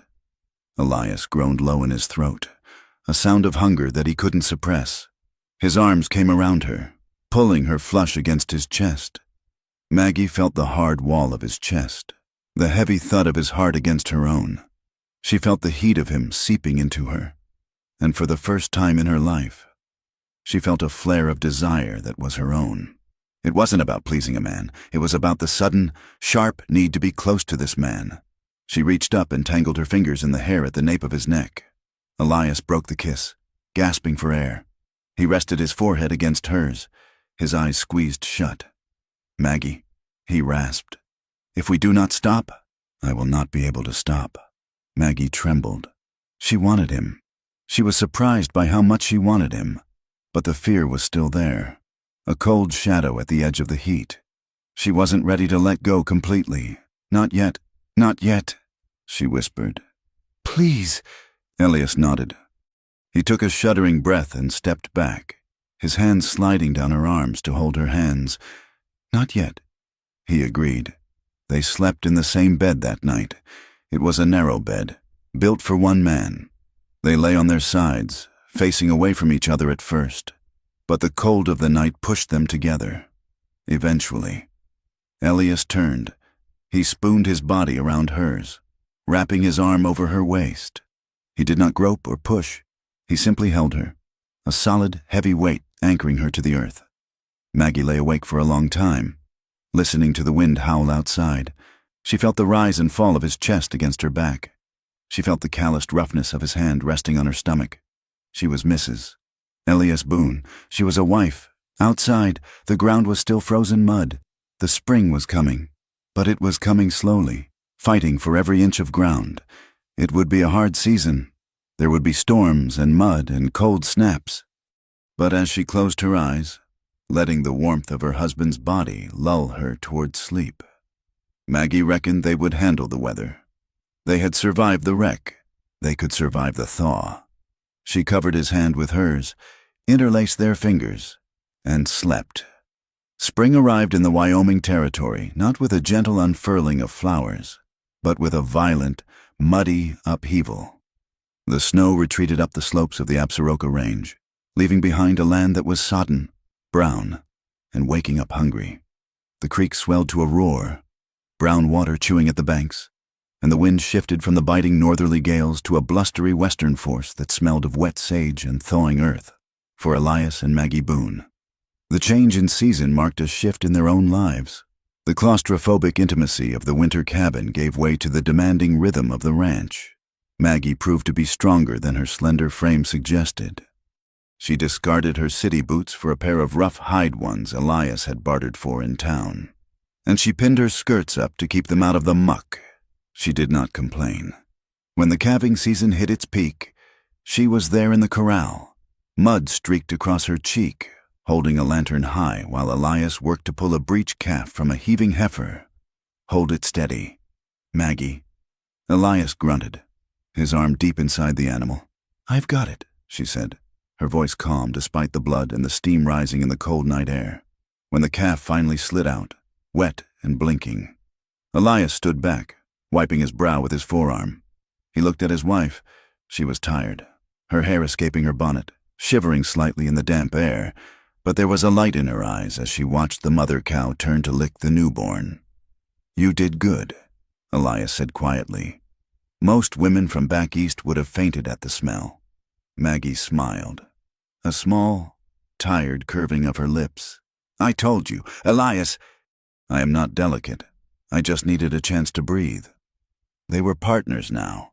It was an unspoken contract, sealed in sweat and shared exhaustion. She learned to ride the mare, learning to sit deep in the saddle and move with the animal rather than bouncing against it. She took over the supply ledger, her neat handwriting turning his chaotic scribbles into an organized inventory of flour, coffee, and ammunition. But the land did not reward their partnership with kindness. In late April, a sudden freeze snapped down from the north, killing the buds on the cottonwoods. They lost 2 calves that night, finding them frozen in the high pasture. Elias spent the morning digging shallow graves in the hard earth, his face set in a grim mask. Maggie stood beside him, silent, handing him the stones to cover the turned earth so the wolves would not dig them up. A week later, a hailstorm swept across the plains. The sky turned a bruised green, and ice the size of robins' eggs hammered the roof like gunshot. When it passed, Maggie's small vegetable patch, where she had painstakingly coaxed peas and carrots from the soil, was flattened into green pulp. She stood looking at the ruin, her hands twisting in her apron. Elias walked up behind her. He did not touch her, but his presence was a warm wall at her back. "We will plant again," he said. "It is too late in the season," Maggie whispered. "Then we will trade for potatoes in the fall," Elias said firmly. "The land takes what it wants. Maggie, we just have to hold on to what is left." They were holding on, but the town of Bitter Creek was making it difficult. The community had not forgotten the scandal of the winter. When Elias and Maggie rode in for Sunday service, a concession Elias made because he knew Maggie missed the hymns. The reception was chilly. The women of the congregation, in their stiff bonnets and dark wool, offered polite nods that did not reach their eyes. They gathered in tight circles after the sermon, their whispers audible like the rustling of dry leaves. Sudden marriage. No family to speak of. Living in sin for a month. Mrs. Brody was the ringleader. She cornered Maggie by the church steps, her smile tight and predatory. "Mrs. Boone," she said, making the name sound like a question. "I suppose you are finding our rough ways difficult after your colorful life in the city. I find the honesty of the land refreshing." "Mrs. Brody," Maggie said, keeping her chin high. "Honesty is a virtue, Mrs." Brody sniffed. "Though one wonders about the company one keeps. My late husband always said you can judge a horse by its teeth and a woman by her stock. And we know so little of your stock. My dear." Maggie felt the heat rise in her cheeks. But before she could answer, Elias was there. He placed a hand on Maggie's elbow, his grip gentle but possessive. "We are leaving." "Maggie," he said, his voice flat. "Mrs. Brody." He steered her away, but the poison had been administered. The doubt was there, floating in the air of the town like dust. The poison took a shape 2 weeks later. Elias was at the blacksmith's shed, getting a new shoe fitted for Rusty. Miller, the smith, was hammering a piece of red-hot iron, sparks flying in the gloom. 2 strangers rode in yesterday, Miller said, not looking up from his work. Slick fellows, city clothes. Elias stiffened. Strangers were rare. Strangers asking questions were trouble. "What did they want?" Elias asked. Asked about the wagon wreck. Miller said, asked if any property had been recovered, and they asked about a woman, Margaret Hale. Elias felt a cold stone drop into his stomach. "What did you tell them?" "Told them I did not know any Hale," Miller grunted, plunging the iron into a bucket of water. Steam hissed violently. "Told them a Mrs. Boone lived out your way, though." Elias stared at the smith's back. Miller turned, wiping his hands on his leather apron. "They say she took something. Elias, money, maybe jewelry. Said she robbed a trunk before the snow covered the wreck." Elias felt a flash of white-hot anger, followed immediately by a sick dread. He knew Maggie. He knew her hands, her heart, her quiet courage. She was no thief. But he also knew there were shadows in her eyes when she talked about the past. He knew she had arrived with nothing. "They are liars," Elias said. Miller shrugged. "Maybe, but they look like men who know the law. And they are headed your way." Elias did not wait for the horseshoe. He threw a coin on the anvil, mounted Rusty, and rode for the ranch as if the devil were snapping at his heels. He arrived to find 2 horses tied at his hitching rail. They were fine animals, thoroughbreds, not range ponies. He dismounted, loosening the thong on his holster, and walked up the steps. Maggie was standing on the porch. She was pale, her back pressed against the log wall as if she were trying to merge with the wood. Standing in the yard were 2 men. One was tall and thin, with spectacles and a notebook. The other was broader, dressed in a checked suit that was dusty from travel, wearing a bowler hat. He had a face that was soft, but his eyes were hard, shiny beads. Elias stepped onto the porch, placing himself between Maggie and the men. "Get off my land," Elias said. His voice was a low rumble, like thunder before a storm. The man in the bowler hat smiled. It was not a pleasant expression. "Mr. Boone, I presume," the man said. "I am Mr. Caro. This is my associate, Mr. Finch. We are here to clarify some legal matters regarding the unfortunate incident at the pass. Caro." The name hit Elias like a physical blow. This was the landlord. The man who had tried to force himself into her room. The man she had fled. Maggie made a small, choked sound behind him. "I know who you are," Elias said, his hand hovering near his gun. "And I know what you are. You have 5 seconds to mount up and ride out before I forget I am a civilized man. Mr. Caro did not flinch. He reached into his coat pocket. Elias tensed, his hand dropping to his Colt, but Caro only produced a folded paper. "We are not here for violence." Mr. Boone, Caro said smoothly. We are here for justice and for restitution. He unfolded the paper. We have witness testimony that implies your wife, the former Miss Hale, misappropriated valuables from the wreckage of the wagon train, specifically a carpet bag containing $500 in gold coin and a diamond brooch, belonging to the late Mrs. Jensen. Lies, Elias spat. Is it? Caro looked past Elias at Maggie. His eyes raked over her with a familiar, oily possessiveness that made Elias's blood boil. Tell him, Maggie, tell him how you paid for your ticket west. Tell him what you grabbed when the wagon went over. Maggie was trembling. Elias could feel the vibration of her fear through the floorboards. I did not steal, she whispered. Caro took a step forward. You were desperate, my dear. You ran from me, from your debts, in the middle of the night. You had nothing, and yet, here you are, and the Jensen bag is missing. He looked at Elias. We are prepared to be reasonable. Mr. Boone, return the stolen property, and perhaps we can avoid a messy trial. A trial that would, of course, expose Miss Hale's colorful history in Chicago to your neighbors. Elias stepped down the stairs, bringing his face inches from Caro's. She is Mrs. Boone, he said, his voice trembling with restrained violence. And if you say her name again with that filth in your mouth, I will break your jaw. Caro stepped back, adjusting his cuffs. Threats will not help you, he said cold. If the property is not returned, we will file charges, theft, flight to avoid prosecution, and we will seek damages against you, Mr. Boone, for harboring a fugitive. We will take this land as restitution. He turned to his associate. Come, Finch. We have business with the territorial judge. They mounted their horses. Caro looked down at Elias one last time. You have bought yourself a great deal of trouble. Cowboy, I hope she is worth it. They rode out, dust swirling in their wake. Elias stood watching them go until they were out of sight. His heart was hammering against his ribs. He turned slowly to face his wife. Maggie was sitting on the bench by the door, her face buried in her hands. She looked small and broken. Elias walked over to her. He wanted to touch her, to comfort her, but the doubt was a splinter in his mind.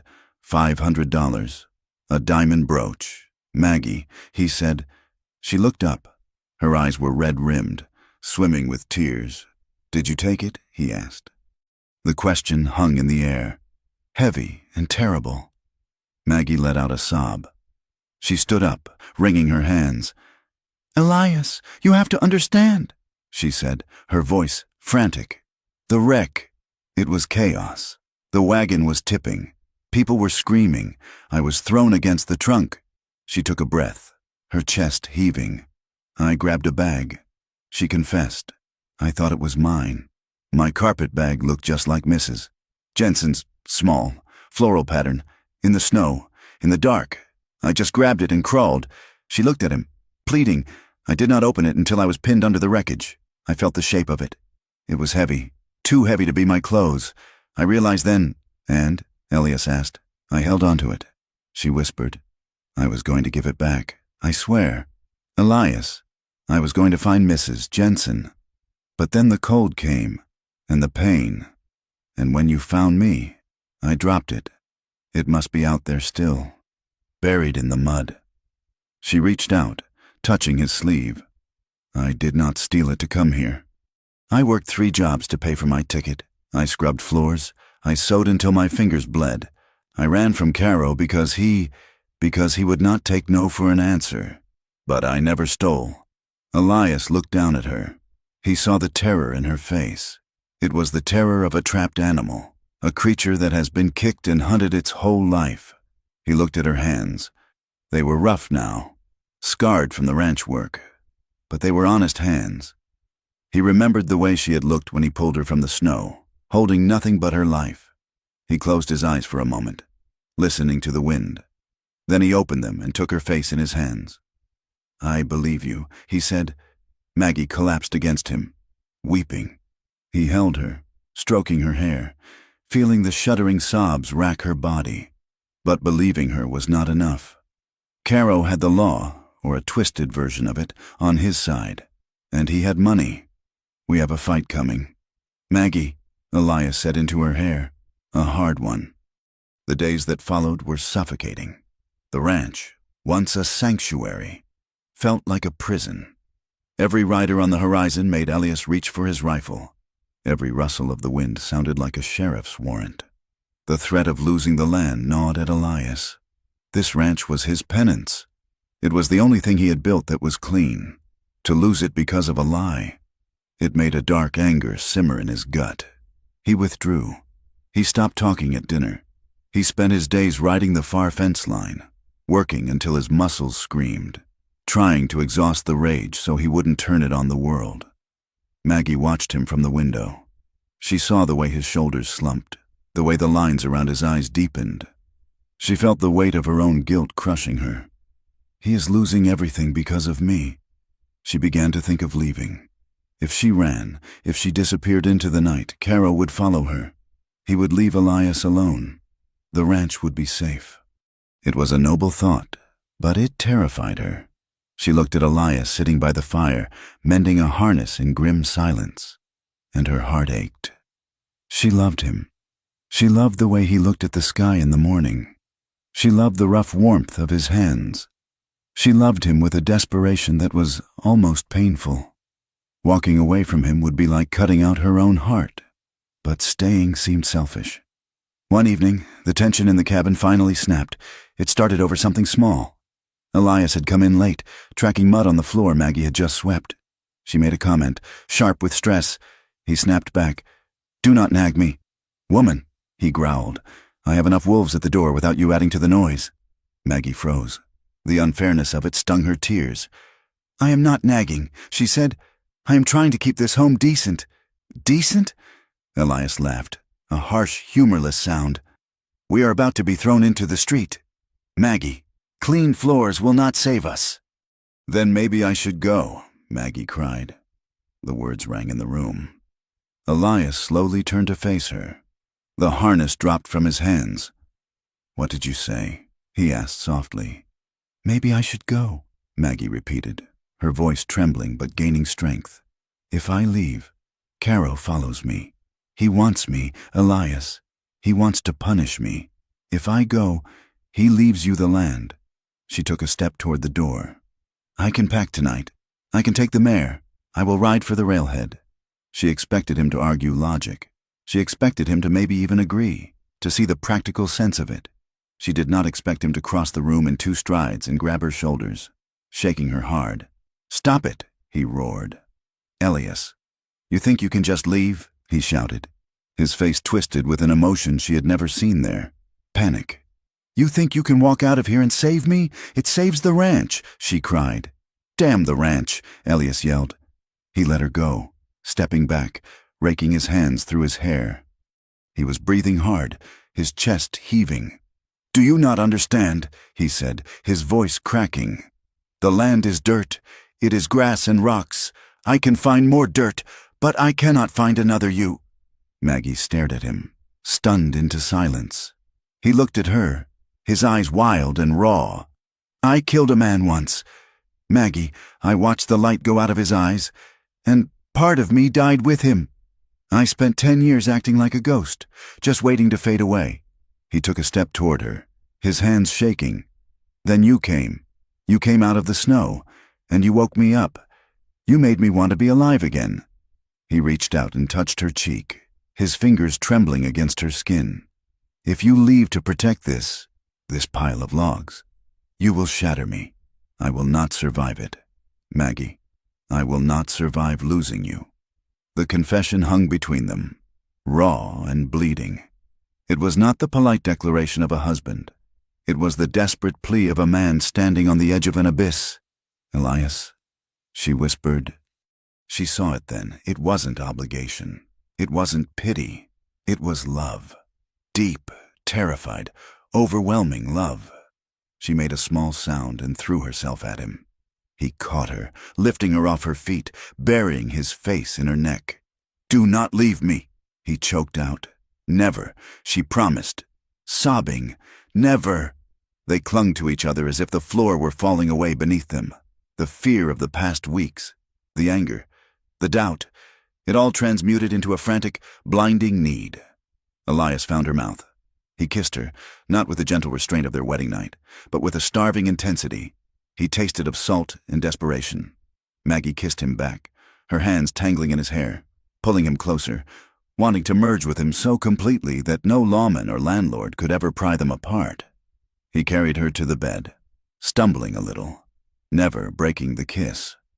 They fell onto the quilt together, a tangle of limbs and heavy breathing. His hands were everywhere, on her waist, her hips, smoothing the hair back from her face. She felt the heavy weight of him pressing her into the mattress, and it felt like safety. It felt like home. Elias. She breathed against his lips. He pulled back, gasping, his pupils blown wide. He looked at her with a heat that scorched her skin. He moved his hand to the buttons of her bodice. His fingers shook. Maggie arched into his touch, her body screaming for him. But then, a shadow passed over his face. He stopped. His hand hovered over her heart. He squeezed his eyes shut. No, he groaned. He rolled off her, landing on his back on the mattress, staring up at the ceiling. Elias? Maggie whispered, confused, her body aching with the loss of his contact. We cannot, he rasped. He turned his head to look at her. His eyes were full of regret, but his jaw was set. Not like this, Maggie, not while he is out there, not while they are calling you a thief and threatening to tear us apart. He reached out and took her hand, bringing it to his lips. When I take you, he said fiercely, it will be because we are free. It will be a celebration, not a desperate escape. I will not let Caro stain this, too. Maggie looked at him. She understood. He wanted their union to be pure, untouched by the fear that was hunting them. She moved closer, curling her body against his side. She rested her head on his shoulder. You are a stubborn man, Elias Boone, she whispered. He wrapped his arm around her, pulling the quilt up over them both. We wait, he said. We fight them. We win. And then, he left the sentence unfinished, but the promise in his voice made her shiver. 2 days later, the summons arrived. It was delivered by the county sheriff, a man named Webb who looked apologetic as he handed the paper to Elias. Hearing is set for Tuesday, Webb said, tipping his hat to Maggie. Judge Holloway's presiding. He's a fair man, Elias, but he follows the book. You bring your evidence. We will be there, Elias said, crumpling the paper in his fist. The morning of the hearing dawned cold and clear. The wind whipped across the plains, flattening the new grass. Elias dressed in his dark suit. He cleaned his boots until they shone. He checked his revolver, spun the cylinder, and then, after a long moment, left it hanging on the hook by the door. He would not walk into court with a gun. He would walk in with the truth. Maggie dressed in her navy wool. She braided her hair tightly, pinning it back with severe precision. She looked pale, but her eyes were dry. They walked out to the horses. Elias helped her mount the mare. He swung up onto Rusty. He looked at the ranch, the cabin, the barn, the fence line stretching out toward the mountains. He memorized it, the way the light hit the eaves, the smell of the pine. If they lost today, this would be a memory. He looked at Maggie. She was watching him. She reached out across the gap between their horses. Elias took her hand. His grip was crushing. Whatever happens, she said, her voice fighting the wind. We are together. Elias nodded. He brought her gloved hand to his lips and kissed the knuckles. Together, he said. He released her hand. They turned their horses toward the road. The horizon was wide and uncertain, a line of blue distance that promised nothing. The wind whipped at Maggie's skirts and tore at Elias's hat brim. The road ahead was dangerous. It could cost them everything they owned. But as they rode side by side, their knees brushing occasionally, Elias felt a strange, grim calm settle over him. He had spent his life running from a death. Now, he was riding toward a life, and for the woman beside him, he would face the devil himself and refuse to blink. The wooden steps of the Bitter Creek courthouse groaned under the weight of the gathering crowd. It was a Tuesday, Usually a day for quiet commerce and saloon idling. But today the dusty street was alive with attention that hummed like a telegraph wire. The town had turned out not for justice, but for theater. Elias Boone rode Rusty to the hitching rail, Maggie's mare close beside him. He dismounted and moved to help her down, his body blocking the view of the loafers leaning against the general store. When Maggie's boots touched the dirt, he did not let go of her hand. "Keep your head up," he said. His voice a low rumble meant only for her. "You have done nothing to be ashamed of." Maggie nodded, though her throat felt constricted, as if a rope were already tightening there. She wore her navy wool dress, the high collar stifling in the unseasonable warmth of the crowded street. She could feel the eyes on her. They pricked her skin like burrs. "Look at her," a woman whispered loud enough to be heard. "Acts like a lady, but we heard the stories." "She ran off with a rancher's money," another voice muttered. Elias stiffened, his jaw tightening into a line of white granite. He walked Maggie toward the double doors of the courthouse, his stride heavy and deliberate. The crowd parted, not out of respect, but out of a primal instinct to avoid the dangerous energy radiating from the big rancher. Inside, the air was stagnant, smelling of old tobacco, sweat, and floor wax. Judge Holloway sat behind a scarred oak desk on a raised platform. He was a man carved from the same rough timber as the territory itself, gray-haired, heavy-lidded, with eyes that had seen every variety of frontier lie. Mr. Caro and his associate, Mr. Finch, were already seated at the plaintiff's table. Caro looked impeccable in a fresh suit, his bowler hat resting on the table like a trophy. He turned as they entered, offering a small, pitying smile that made Maggie's stomach turn over. Elias guided Maggie to the defendant's bench. He sat beside her, his hat on his knee, his presence a solid wall against the room. Judge Holloway banged a wooden gavel. The sound cracked like a pistol shot, silencing the murmurs in the gallery. "This hearing is in session," the judge rumbled. "We are here to determine the validity of the claim brought by Mr. Caro regarding the theft of property from the wagon train wreckage at Granite Pass. Mr. Caro, state your case." Caro stood up. He buttoned his jacket with slow, practiced movements. He spoke with the smooth, cultivated cadence of the East, a stark contrast to the rough drawl of the locals. "Your Honor," he began, gesturing toward Maggie, "we do not wish to be harsh. We understand that the wilderness drives people to desperation. Miss Hale, pardon me, Mrs. Boone, was in a difficult position. She had fled her obligations in Chicago. She was alone. When the wagon wrecked, she saw an opportunity." He paced the floor, acting the part of the reluctant accuser. "A carpetbag belonging to Mrs. Jensen, containing $500 in gold and jewelry, went missing. Mrs. Boone admits to being at the scene.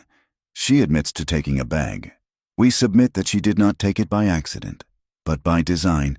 She saw a chance to finance her new life, to secure a future that her own station could not provide." He turned to the crowd, spreading his hands. "Is it not natural? A destitute woman, frightened, seizing a lifeline. We only ask for the return of the property. We ask for justice for the late Mrs. Jensen's family." The courtroom murmured in agreement. It was a good story. It made sense to them. Maggie felt the weight of their belief pressing down on her. They wanted her to be guilty. It made the world easier to understand if the stranger was the villain. "Mrs. Boone," the judge said, turning his gaze on her. "Take the stand." Maggie stood up. Her legs felt like water. She walked to the witness chair and sat down, placing her hands in her lap to hide their trembling. "Tell us what happened," the judge said. Maggie took a breath. She looked at Elias. He gave her a barely perceptible nod. "It was snowing," she began, her voice barely a whisper. "Speak up," the judge commanded. "It was snowing," she said louder, though her voice shook. The wind was screaming. "The lead wagon slipped. I heard the driver shout, and then the world turned over." She closed her eyes, the memory assaulting her. "I was thrown. I hit the ground hard. There was wood splintering, horses screaming. It was dark and cold. Your Honor, I crawled through the snow. I could not feel my feet. I saw a trunk smashed open. I saw a bag. She opened her eyes, looking directly at the judge. My bag was a floral carpet bag. The one on the ground looked the same. I grabbed it. I did not check inside. I just wanted something to hold on to. I wanted to know I was still me. And when did you realize it was not yours? Caro asked, stepping forward. Maggie flinched. Later, she said. When I was pinned, I felt the weight of it. And yet, Caro said, his voice sharpening, you did not give it to the station master when you were rescued. You did not mention it to Mr. Boone. I was dying. Maggie cried. I was frozen. I do not remember everything. I dropped it in the mud when Elias pulled me out. Convenient, Caro sneered. You dropped the gold, but you kept your life. Objection, Elias growled, half rising from his seat. Sit down. Mr. Boone, the judge warned. Caro smiled. He turned back to Maggie. Let us speak of your character, Mrs. Boone. You say you are an honest woman. Yet, in Chicago, you lived alone. You had no family. You were dismissed from your employment after an altercation with a gentleman. I was defending myself, Maggie said, her face flushing hot. He tried to touch me. Caro raised an eyebrow. So you say. But a pattern emerges. Does it not? A woman alone. A woman who misunderstands the intentions of men. A woman who takes what she thinks she is owed. He leaned in close to the witness stand. The smell of his cologne, expensive and cloying, made Maggie gag. You used Mr.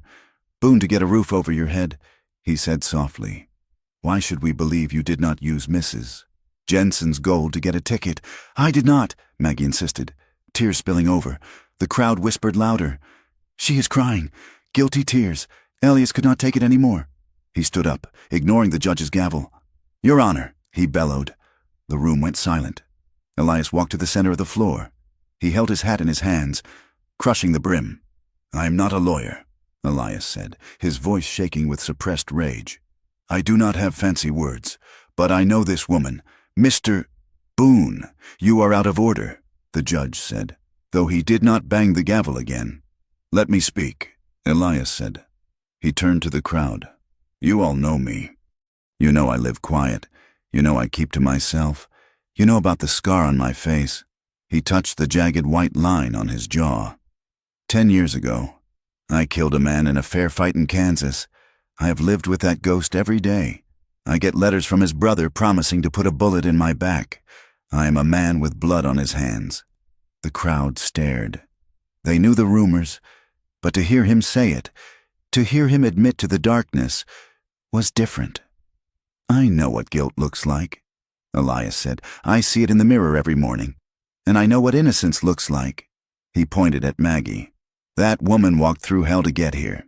She fought storms and starvation. She did not do it for gold. She did it because she has a heart that is too big for this small, mean world. She is my wife, and she is the most honest thing in this room. He turned to Caro. You want to talk about character? You are a man who hunts a woman across 3 states for a bag of coins. That tells me all I need to know about your character. There was a silence in the courtroom, a heavy, thoughtful silence. Then, the back door swung open. A man walked in. He was old, dressed in buckskins that had seen better decades, with long gray hair and a face like a dried apple. It was the trail scout Elias had met in the saloon months ago. I have something to say, the scout rasped. Judge Holloway peered over his spectacles. Identify yourself. Name is Jim, the scout said. Just Jim. I was out at the pass 3 days after the wreck, before the snow melted. He walked to the front, ignoring Caro's attempts to block him. I found this. Jim said. He pulled a small object from his pocket and tossed it onto the judge's desk. It was a silver pocket watch. Found it half a mile down the draw, Jim said, along with a lady's hat and a busted violin. What is your point? Caro snapped. Point is, Jim said, turning to look at the city man with contempt. The wreckage was scattered for miles. Coyotes dragged things, wind blew things. And there were tracks. Tracks? The judge asked. Shod horses. Jim said, not Mustang. 2 riders. Picked through the site before Mr. Boone ever got there. Looted the easy stuff. He looked at Caro. Maybe the lady did not take your bag. Maybe someone else beat you to it. Or maybe you just want to pin it on her because she is an easy target. Caro's face turned a mottled red. This is hearsay. This is a senile old man. Jim spat on the floor. I track better than you lie. Son. The judge looked at the watch, then at Caro. It seems there is significant doubt as to the chain of events. Judge Holloway said. Caro slammed his hand on the table. She owed me, he shouted, his composure shattering like glass. The room gasped. She lived in my building, Caro yelled, pointing a shaking finger at Maggie. I gave her everything. I offered her a position. I offered her comfort. And she spat in my face and ran away like a thief. She owes me that money for the trouble she caused. Maggie shrank back in the chair. The truth was out. It was not about the gold. It was about ownership. Judge Holloway's eyes narrowed. So, the judge said, his voice dangerously quiet, this is a personal grievance. Mr. Caro? It is justice. Caro seethed. She belongs to me. Her debt belongs to me. Recess, the judge barked, banging the gavel. I will review the evidence. 15 minutes. The courtroom exploded into noise. Elias moved instantly to the witness stand, placing himself between Maggie and the room. Come on, he said gently. Let's get some air.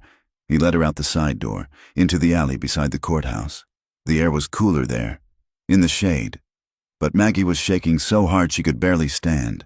He hates me, she whispered. He will never stop. He is finished, Elias said. He showed his hand. The judge saw it. Suddenly, the door behind them banged open. Caro burst out, followed by Finch. Caro's face was twisted in a mask of fury. You think you won? Caro hissed. He marched toward them. Elias stepped in front of Maggie, his hands loose at his sides. Back off. Caro, Elias warned. Caro ignored him. He lunged, reaching around Elias to grab Maggie's arm. You are coming with me, you little ingrate, Caro snarled. I will drag you back to Chicago in irons if I have to, Maggie screamed. Elias did not think. He moved.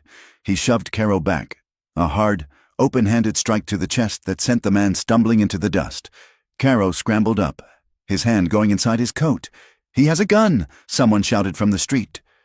Elias's hand blurred. In a heartbeat, his coat was drawn, the hammer cocked, the barrel leveled at Caro's chest. Don't, Elias said. The word was flat. Final. Caro froze, his hand half withdrawn from his coat, gripping the pearl handle of a small pistol. He looked into the barrel of Elias's gun, and then he looked into Elias's eyes. He saw death there. He saw a man who had killed before and would do it again without hesitation to protect what was his. Drop it, Elias commanded. The alley was silent. The crowd from the courthouse had spilled out, watching in terrified fascination. Judge Holloway stood on the steps, witnessing it all. Caro's hand trembled, slowly, very slowly. He pulled the pistol out by 2 fingers and dropped it in the dirt. Elias did not lower his gun. Get on your horse, Elias said. Ride east. If I see you in this territory again, I will not ask you to leave. Caro looked at the judge, then at the crowd. He saw no sympathy. He saw only the hard, unforgiving face of the frontier. He spat on the ground, turned, and walked to his horse. Finch followed, looking pale and sick. Judge Holloway walked down the steps. He looked at Caro riding away, then at Elias, who was slowly uncocking his revolver and holstering it. Mr. Boone, the judge said. Your Honor, Elias said, touching his hat. The judge looked at Maggie, who was clinging to Elias's arm, pale as a sheet. Case dismissed. The judge said loudly, so the whole town could hear. Insufficient evidence of theft. The disputed assets, if found, will be auctioned for the county poor fund. He looked at Elias. And Mr. Boone? Yes, sir. You showed restraint today. Keep it that way. Yes, sir. The crowd began to disperse, their hunger for drama sated. They looked at Maggie differently now, not with judgment, but with a grudging respect. She had stood up. Her husband had drawn iron for her. In the West, that meant something. But Maggie did not feel triumphant. She felt hollowed out. "Let's go home," she whispered. They rode out of town in silence. The adrenaline was fading, leaving behind a crushing exhaustion. Maggie felt exposed. Carol's words echoed in her head. "She belongs to me. She used Mr. Boone." She looked at Elias's back. He rode straight, his eyes scanning the horizon. Did he believe it? Did he wonder, deep down, if she was just using him for safety? The sky began to darken as they reached the halfway point. The unseasonable heat had bred a monster. Clouds the color of bruised plums boiled up over the mountains, moving with terrifying speed. "Storm!" Elias shouted over the rising wind. "We will not make the ranch." Thunder cracked, shaking the ground. Rain began to fall, not in drops, but in sheets, turning the dust to slick grease in seconds. "The line shack!" Elias yelled, pointing to a small, leaning structure near the creek bed, a relic from the old cattle drives. They kicked their horses into a gallop. Lightning stitched the sky, blinding white forks that made the horses scream. They reached the shack just as the heavens opened fully. Elias shoved the door open. It groaned on rusted hinges. They led the horses into the small lean-to at the back, then ducked inside the main room. It was tiny, smelling of dry rot and rats. There was a single rough pallet in the corner and a broken chair. Elias lit the lantern he carried in his saddlebag. The flame flickered, casting long, dancing shadows. The rain hammered on the roof like 1,000 fists. It was deafening. Maggie stood in the center of the room, shivering. Her dress was soaked, plastering to her skin. Her hair had come loose, hanging in wet ropes around her face. She looked at Elias. He was watching her, his face unreadable in the dim light. "Are you all right?" he asked. "No," she said. The word broke out of her. She wrapped her arms around herself. "You heard him," she said, her voice rising with hysteria. "You heard what he said, that I am a user, that I am damaged goods." "Maggie," Elias started, stepping forward. "Do not," she cried, backing away. "Do not look at me with pity. Elias, I cannot bear it. I saw your face in the courtroom. You had to stand there and listen to him list every shame I have ever had. You had to admit to a murder to save me." She sank down onto the pallet, burying her face in her hands. "I am dirty. Elias, I am trouble. You should have let him take me. You would be better off."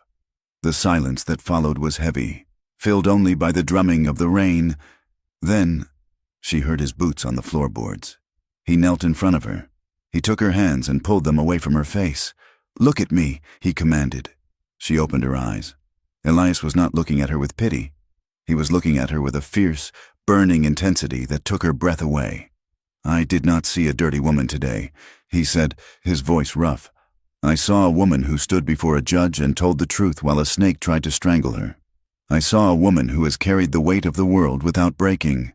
He reached up and touched the wet hair at her temple. "You think I care about what Caro said? You think I care about your past? I care," she sobbed. "I wanted to be new for you. I wanted to be worthy." "Worthy?" Elias let out a short, incredulous laugh. "Maggie, look at me. Look at this scar. Look at these hands. I have killed. I have sinned. If anyone is unworthy in this room, it is me." He leaned closer, his forehead resting against hers.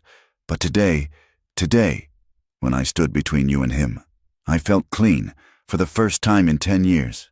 I felt clean because I was fighting for you." He pulled back slightly to look into her eyes. "If the whole territory turned against you, Maggie, if every person in this world called you a thief and a whore, I would still choose you. I would choose you every time. I would burn the world down to keep you warm." Maggie stared at him. The truth of his words washed over her, hotter than the shame, stronger than the fear. He saw her, all of her, and he stayed. The dam inside her broke. "Elias," she whispered. She reached for him. This time, there was no hesitation, no fear of the past, no shadow of Caro. There was only the storm outside and the fire inside. Elias groaned as her arms went around his neck. He pulled her to him, his mouth finding hers. The kiss was not gentle. It was urgent, desperate, a reclaiming of souls. He pressed her back onto the rough blankets of the pallet. The lantern light flickered wild and gold on the walls. He touched her as if he were memorizing her. His hands were rough, but his touch was reverent. He unbuttoned the wet wool of her dress, his fingers shaking with need. Maggie helped him, her own hands fumbling with his shirt. She wanted his skin against hers. She wanted the weight of him to ground her, to prove that she was here, she was safe, she was loved. When skin met skin, a shock went through them both. "You are sure?" Elias rasped, hovering over her, his eyes searching hers one last time. "I am yours," she whispered. "I have always been yours." He kissed her then, a deep, slow kiss that sealed the promise. The storm raged outside, wind howling like a demon denied. But inside the shack, the world narrowed down to the sound of breath and the heat of bodies. They came together not out of desperation, but out of a profound, terrifying trust. It was a shedding of old skins, a burning away of the ghosts that had haunted them both. In the darkness, amidst the smell of rain and old wood, they claimed each other. It was clumsy and fierce and beautiful. It was a language without words, spoken in the arch of a back and the clasp of a hand. And when the storm finally broke, leaving a silence that rang in their ears, they lay tangled together under the heavy coat Elias had thrown over them. Maggie rested her head on his chest, listening to the slow, steady beat of his heart. She felt an ache in her body, a pleasant heaviness that anchored her to the earth. She traced the scar on his jaw with her fingertip. Elias caught her hand and kissed the palm. "Sleep," he murmured. "I have you." Maggie woke to the sound of a bird singing. She opened her eyes. Light was slicing through the cracks in the shack's walls. Thin, brilliant beams of gold dust. She shifted. Elias was asleep beside her, one arm thrown protectively over her waist. His face, usually so guarded even in rest, looked younger, softened.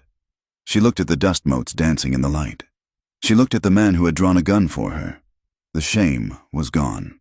It had been washed away by the rain and the truth. She knew the road ahead would be hard. The town would still talk. The winter would come again. The work would never end. But as she lay there, watching the dawn creep across the floorboards, Maggie Boone knew one thing with absolute certainty. She was home. She pressed a kiss to Elias's shoulder, closed her eyes, and let the morning light cover them both. The paper from Judge Holloway, stamped with the official seal of the territory, was tucked away in the bottom drawer of the dresser. It was a victory. Certainly, it was a shield against the legal wolves that had tried to devour them. But out here, where the wind scoured the earth and the sky stretched wide enough to swallow a man whole, a piece of paper offered little protection against the realities of life. Spring in Wyoming was a temperamental beast. It gave with one hand and took with the other. The snowmelt roared down from the Absaroka peaks, turning the dry creek beds into churning rivers of brown sludge. Elias and Maggie Boone rode the fence line, the mud sucking at the horses' hooves. The floodwaters had undercut the bank near the north pasture, taking out 50 yards of barbed wire and posts. "It is a mess," Elias shouted over the roar of the water. "We will have to restring the whole section before the herd moves up." Maggie nodded, wiping a splatter of mud from her cheek. She wore a heavy canvas coat Elias had cut down for her, and her hands were gloved in thick leather. She did not look like a fragile city woman anymore. She looked like she belonged to the landscape. "I will strip the wire," she called back. "You set the posts." Elias looked at her.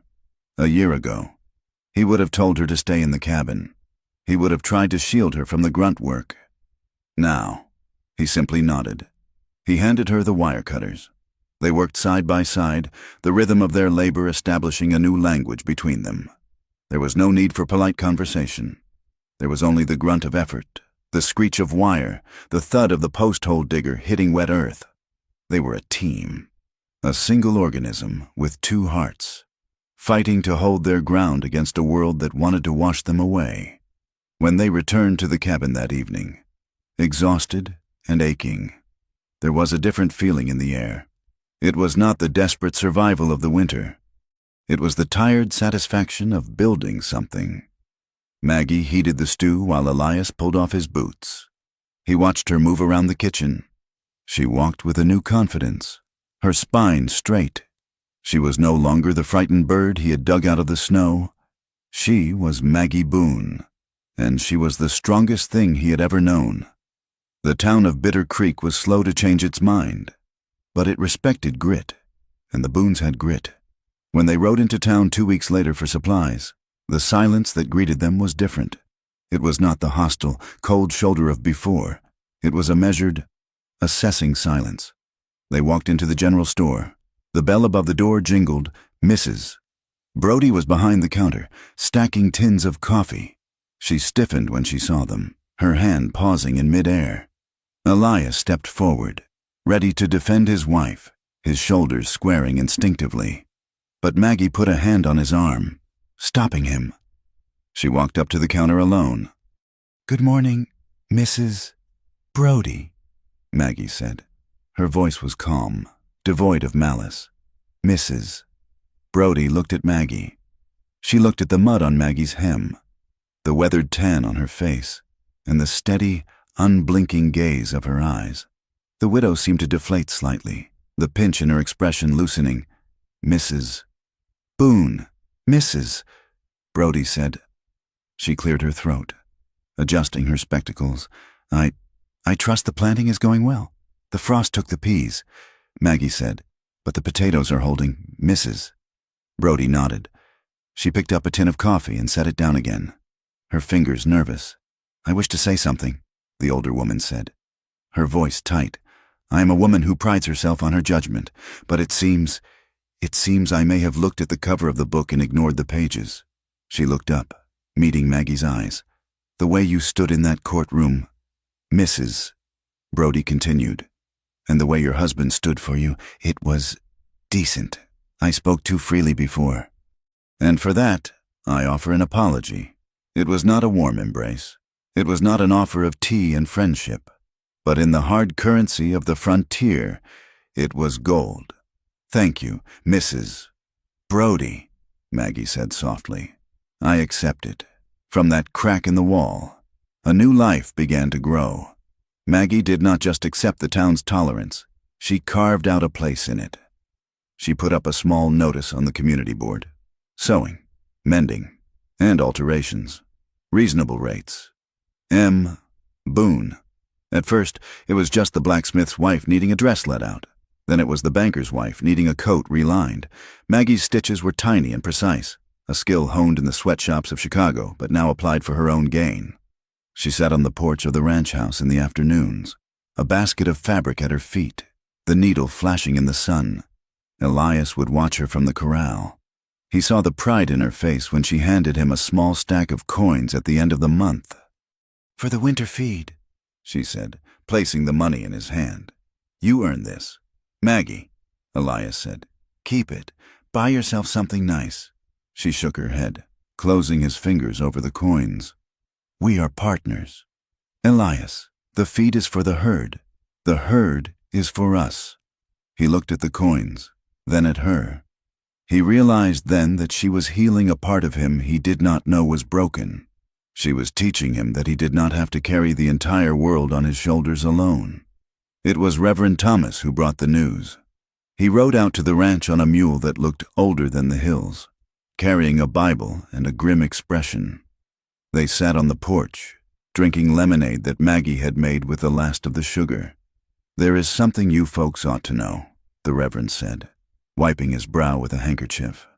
"About the wreck." Elias tensed. "Is Carol back?" "No, nothing like that." The Reverend said, "It is about survivors. We thought Mrs. Boone was the only one. But word came down from the homesteaders over in Red Rock." He took a sip of lemonade. "A boy was found, wandering near the creek bed about 5 miles east of the crash site. Must have been thrown clear and walked in the wrong direction." Maggie's hand flew to her mouth. A boy? 6 years old, the Reverend said. Name is Caleb. The Millers, those homesteaders out that way, they took him in temporary, but they have 7 of their own and barely enough corn to feed them. The boy is quiet, has not said a word since they found him. Maggie looked at Elias. Her eyes were wide, swimming with a sudden, fierce emotion. She remembered the chaos of that night, the screaming. He was there, she whispered. He was in the dark, just like me. Elias felt a knot of fear in his stomach. A child, a boy who had seen death. He looked at his own hands, hands that knew how to work and how to fight, but knew nothing of comforting a child. Maggie, he said warningly. We have to go see him, she said. Elias sighed. Maggie, he survived. Elias, she said, her voice rising. He is alone. He thinks the world has ended. I know that feeling. I sat in that snow and thought nobody was coming. She reached out and took Elias's hand. We have plenty of room. Elias, we have food. It is not about food, Elias said quietly. It is about, I am not a father. Maggie, I am a man with a scar and a bad reputation. What can I give a boy? You can give him what you gave me, she said simply.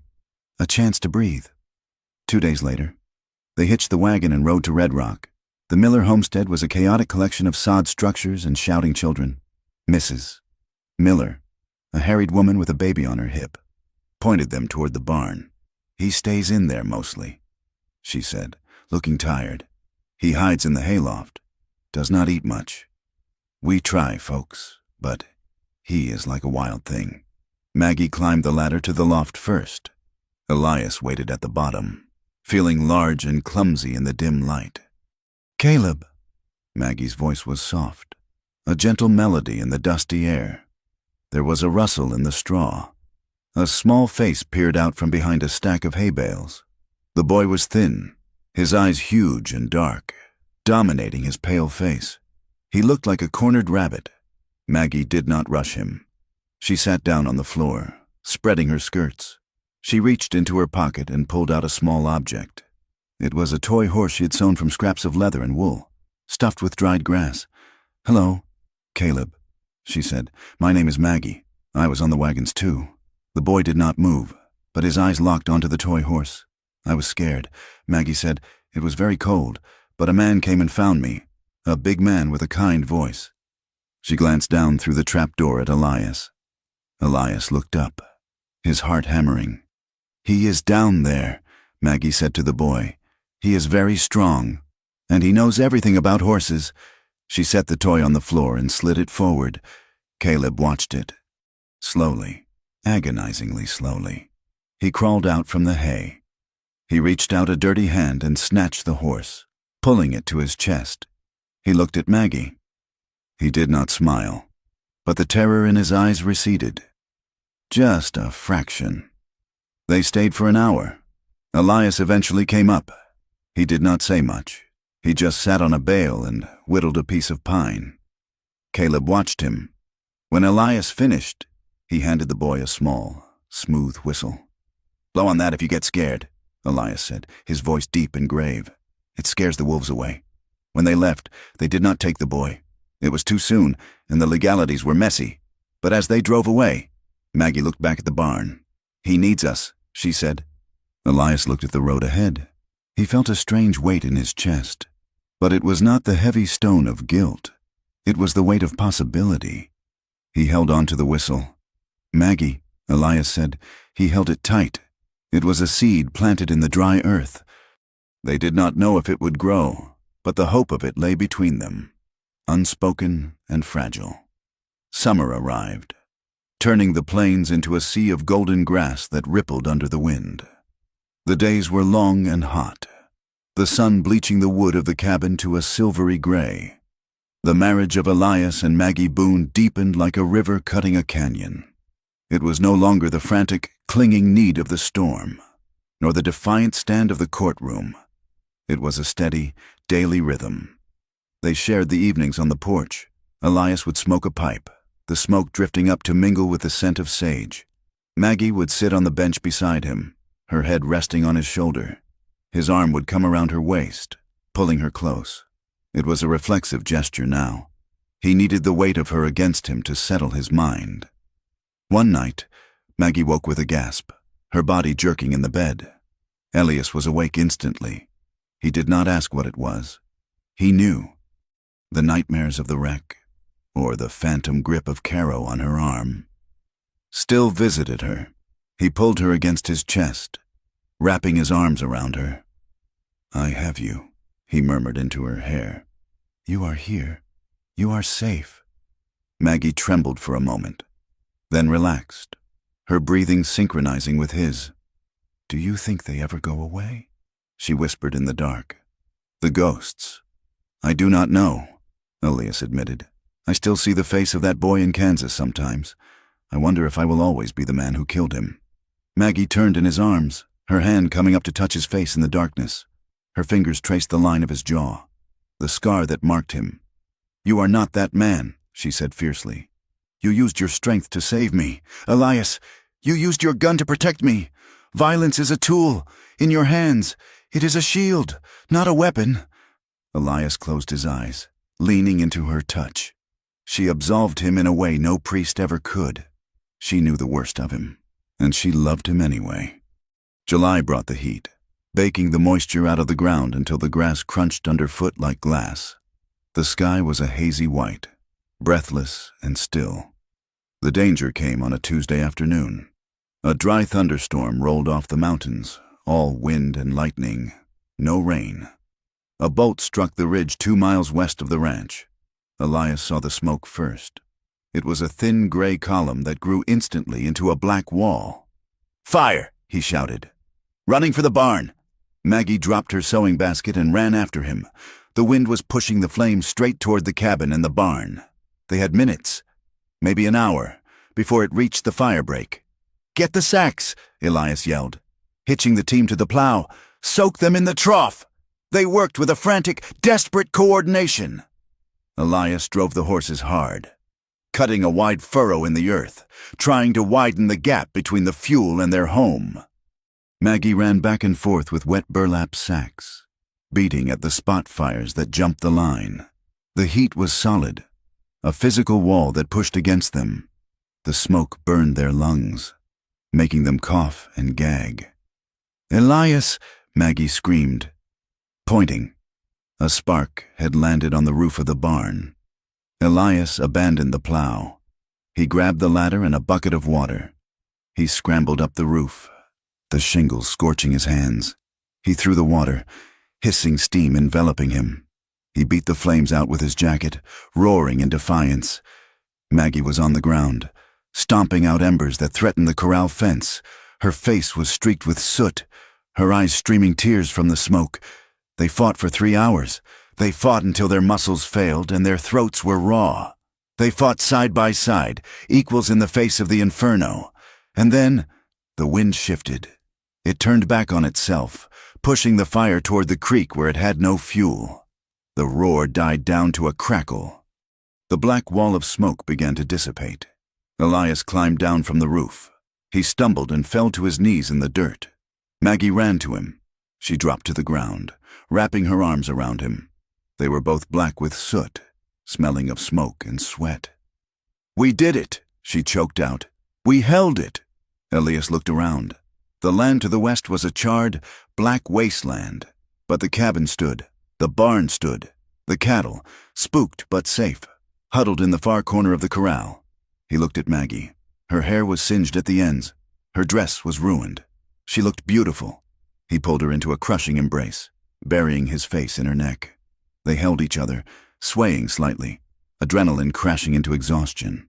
The scorched earth stretched out before them, ugly and scarred. But as Elias looked at it, he saw something else. He saw survival. "It is just grass," he croaked. "It will grow back." That night, the sky cleared. The stars came out, impossibly bright against the velvet blackness. The air still smelled of smoke and pine resin, sharp and clean. They sat on the front steps of the cabin, wrapped in the Hudson's Bay blanket. They were too tired to wash the soot off completely. So they sat there, two dark figures in the night.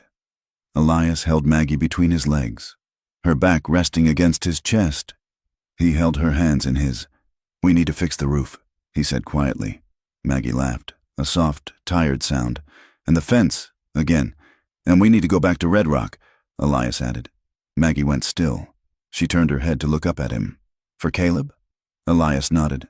"I was thinking, today, when the fire was coming, I thought about who would inherit this land, who would take care of it when we are gone." He squeezed her hand. "A boy needs a father who knows how to fight a fire, and he needs a mother who knows how to mend the burns. I think we can do that. Maggie." Maggie turned fully in his arms. Her eyes were shining with tears that had nothing to do with smoke. "Yes," she whispered. "We can do that." She reached up and kissed him. It was a slow, deep kiss, tasting of salt and promise. "Let's go inside," Elias said. They retreated into the cabin, shutting the door against the chill of the wilderness. They did not light the lamp. The light from the dying embers in the stove cast a warm, red glow across the room. They undressed slowly, revealing the skin beneath the soot. They were a map of their journey, bruises from the work, scars from the past, lines of fatigue from the day. When they lay down on the bed, it was not with the frantic energy of the storm. It was with a deliberate, heavy grace. Elias moved over her, his weight familiar and welcome.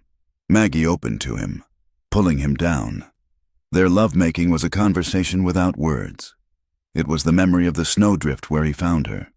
It was the heat of the courtroom where she stood for him. It was the terror of the fire and the relief of the rain. Every touch was a claim. "I am here. I am yours." We survived. It was tender and intense, a slow burn that went deeper than bone. It was a radiant victory against the cold, against the judgment, against the odds. When it was over, they lay tangled together, limbs heavy and warm. Elias kissed the damp hair at her temple. "I love you, Maggie Boone," he whispered into the dark. It was the first time he had said the words aloud. Maggie smiled, pressing her face into the curve of his neck. "I love you." Elias. Outside. The Wild West remained harsh. The coyotes howled in the distance. The wind rattled the loose shingles on the roof. The future was unwritten, full of droughts and blizzards and hard years. But inside that small circle of warmth, the light spilled out onto the dark, rugged land. Two people, once broken and judged, had built a fortress that no storm could shatter. They slept, holding on to each other, a small but shining defiance against the vastness of the frontier. Thank you for listening to this story. I hope you enjoyed the journey of Elias and Maggie as much as I enjoyed telling it. It is a story about the resilience of the human heart and the way love can bloom even in the coldest, hardest places. I would love to hear from you. Please leave a comment below and tell me where you are listening from. It is always fascinating to see how far these stories travel across the plains of the world. If you want to hear more tales of grit, romance, and survival on the American frontier, please subscribe to From Wild West. Share your thoughts in English in the comments. What did you think of the ending? Do you think they made a good home for Caleb? Until next time, keep your fire burning.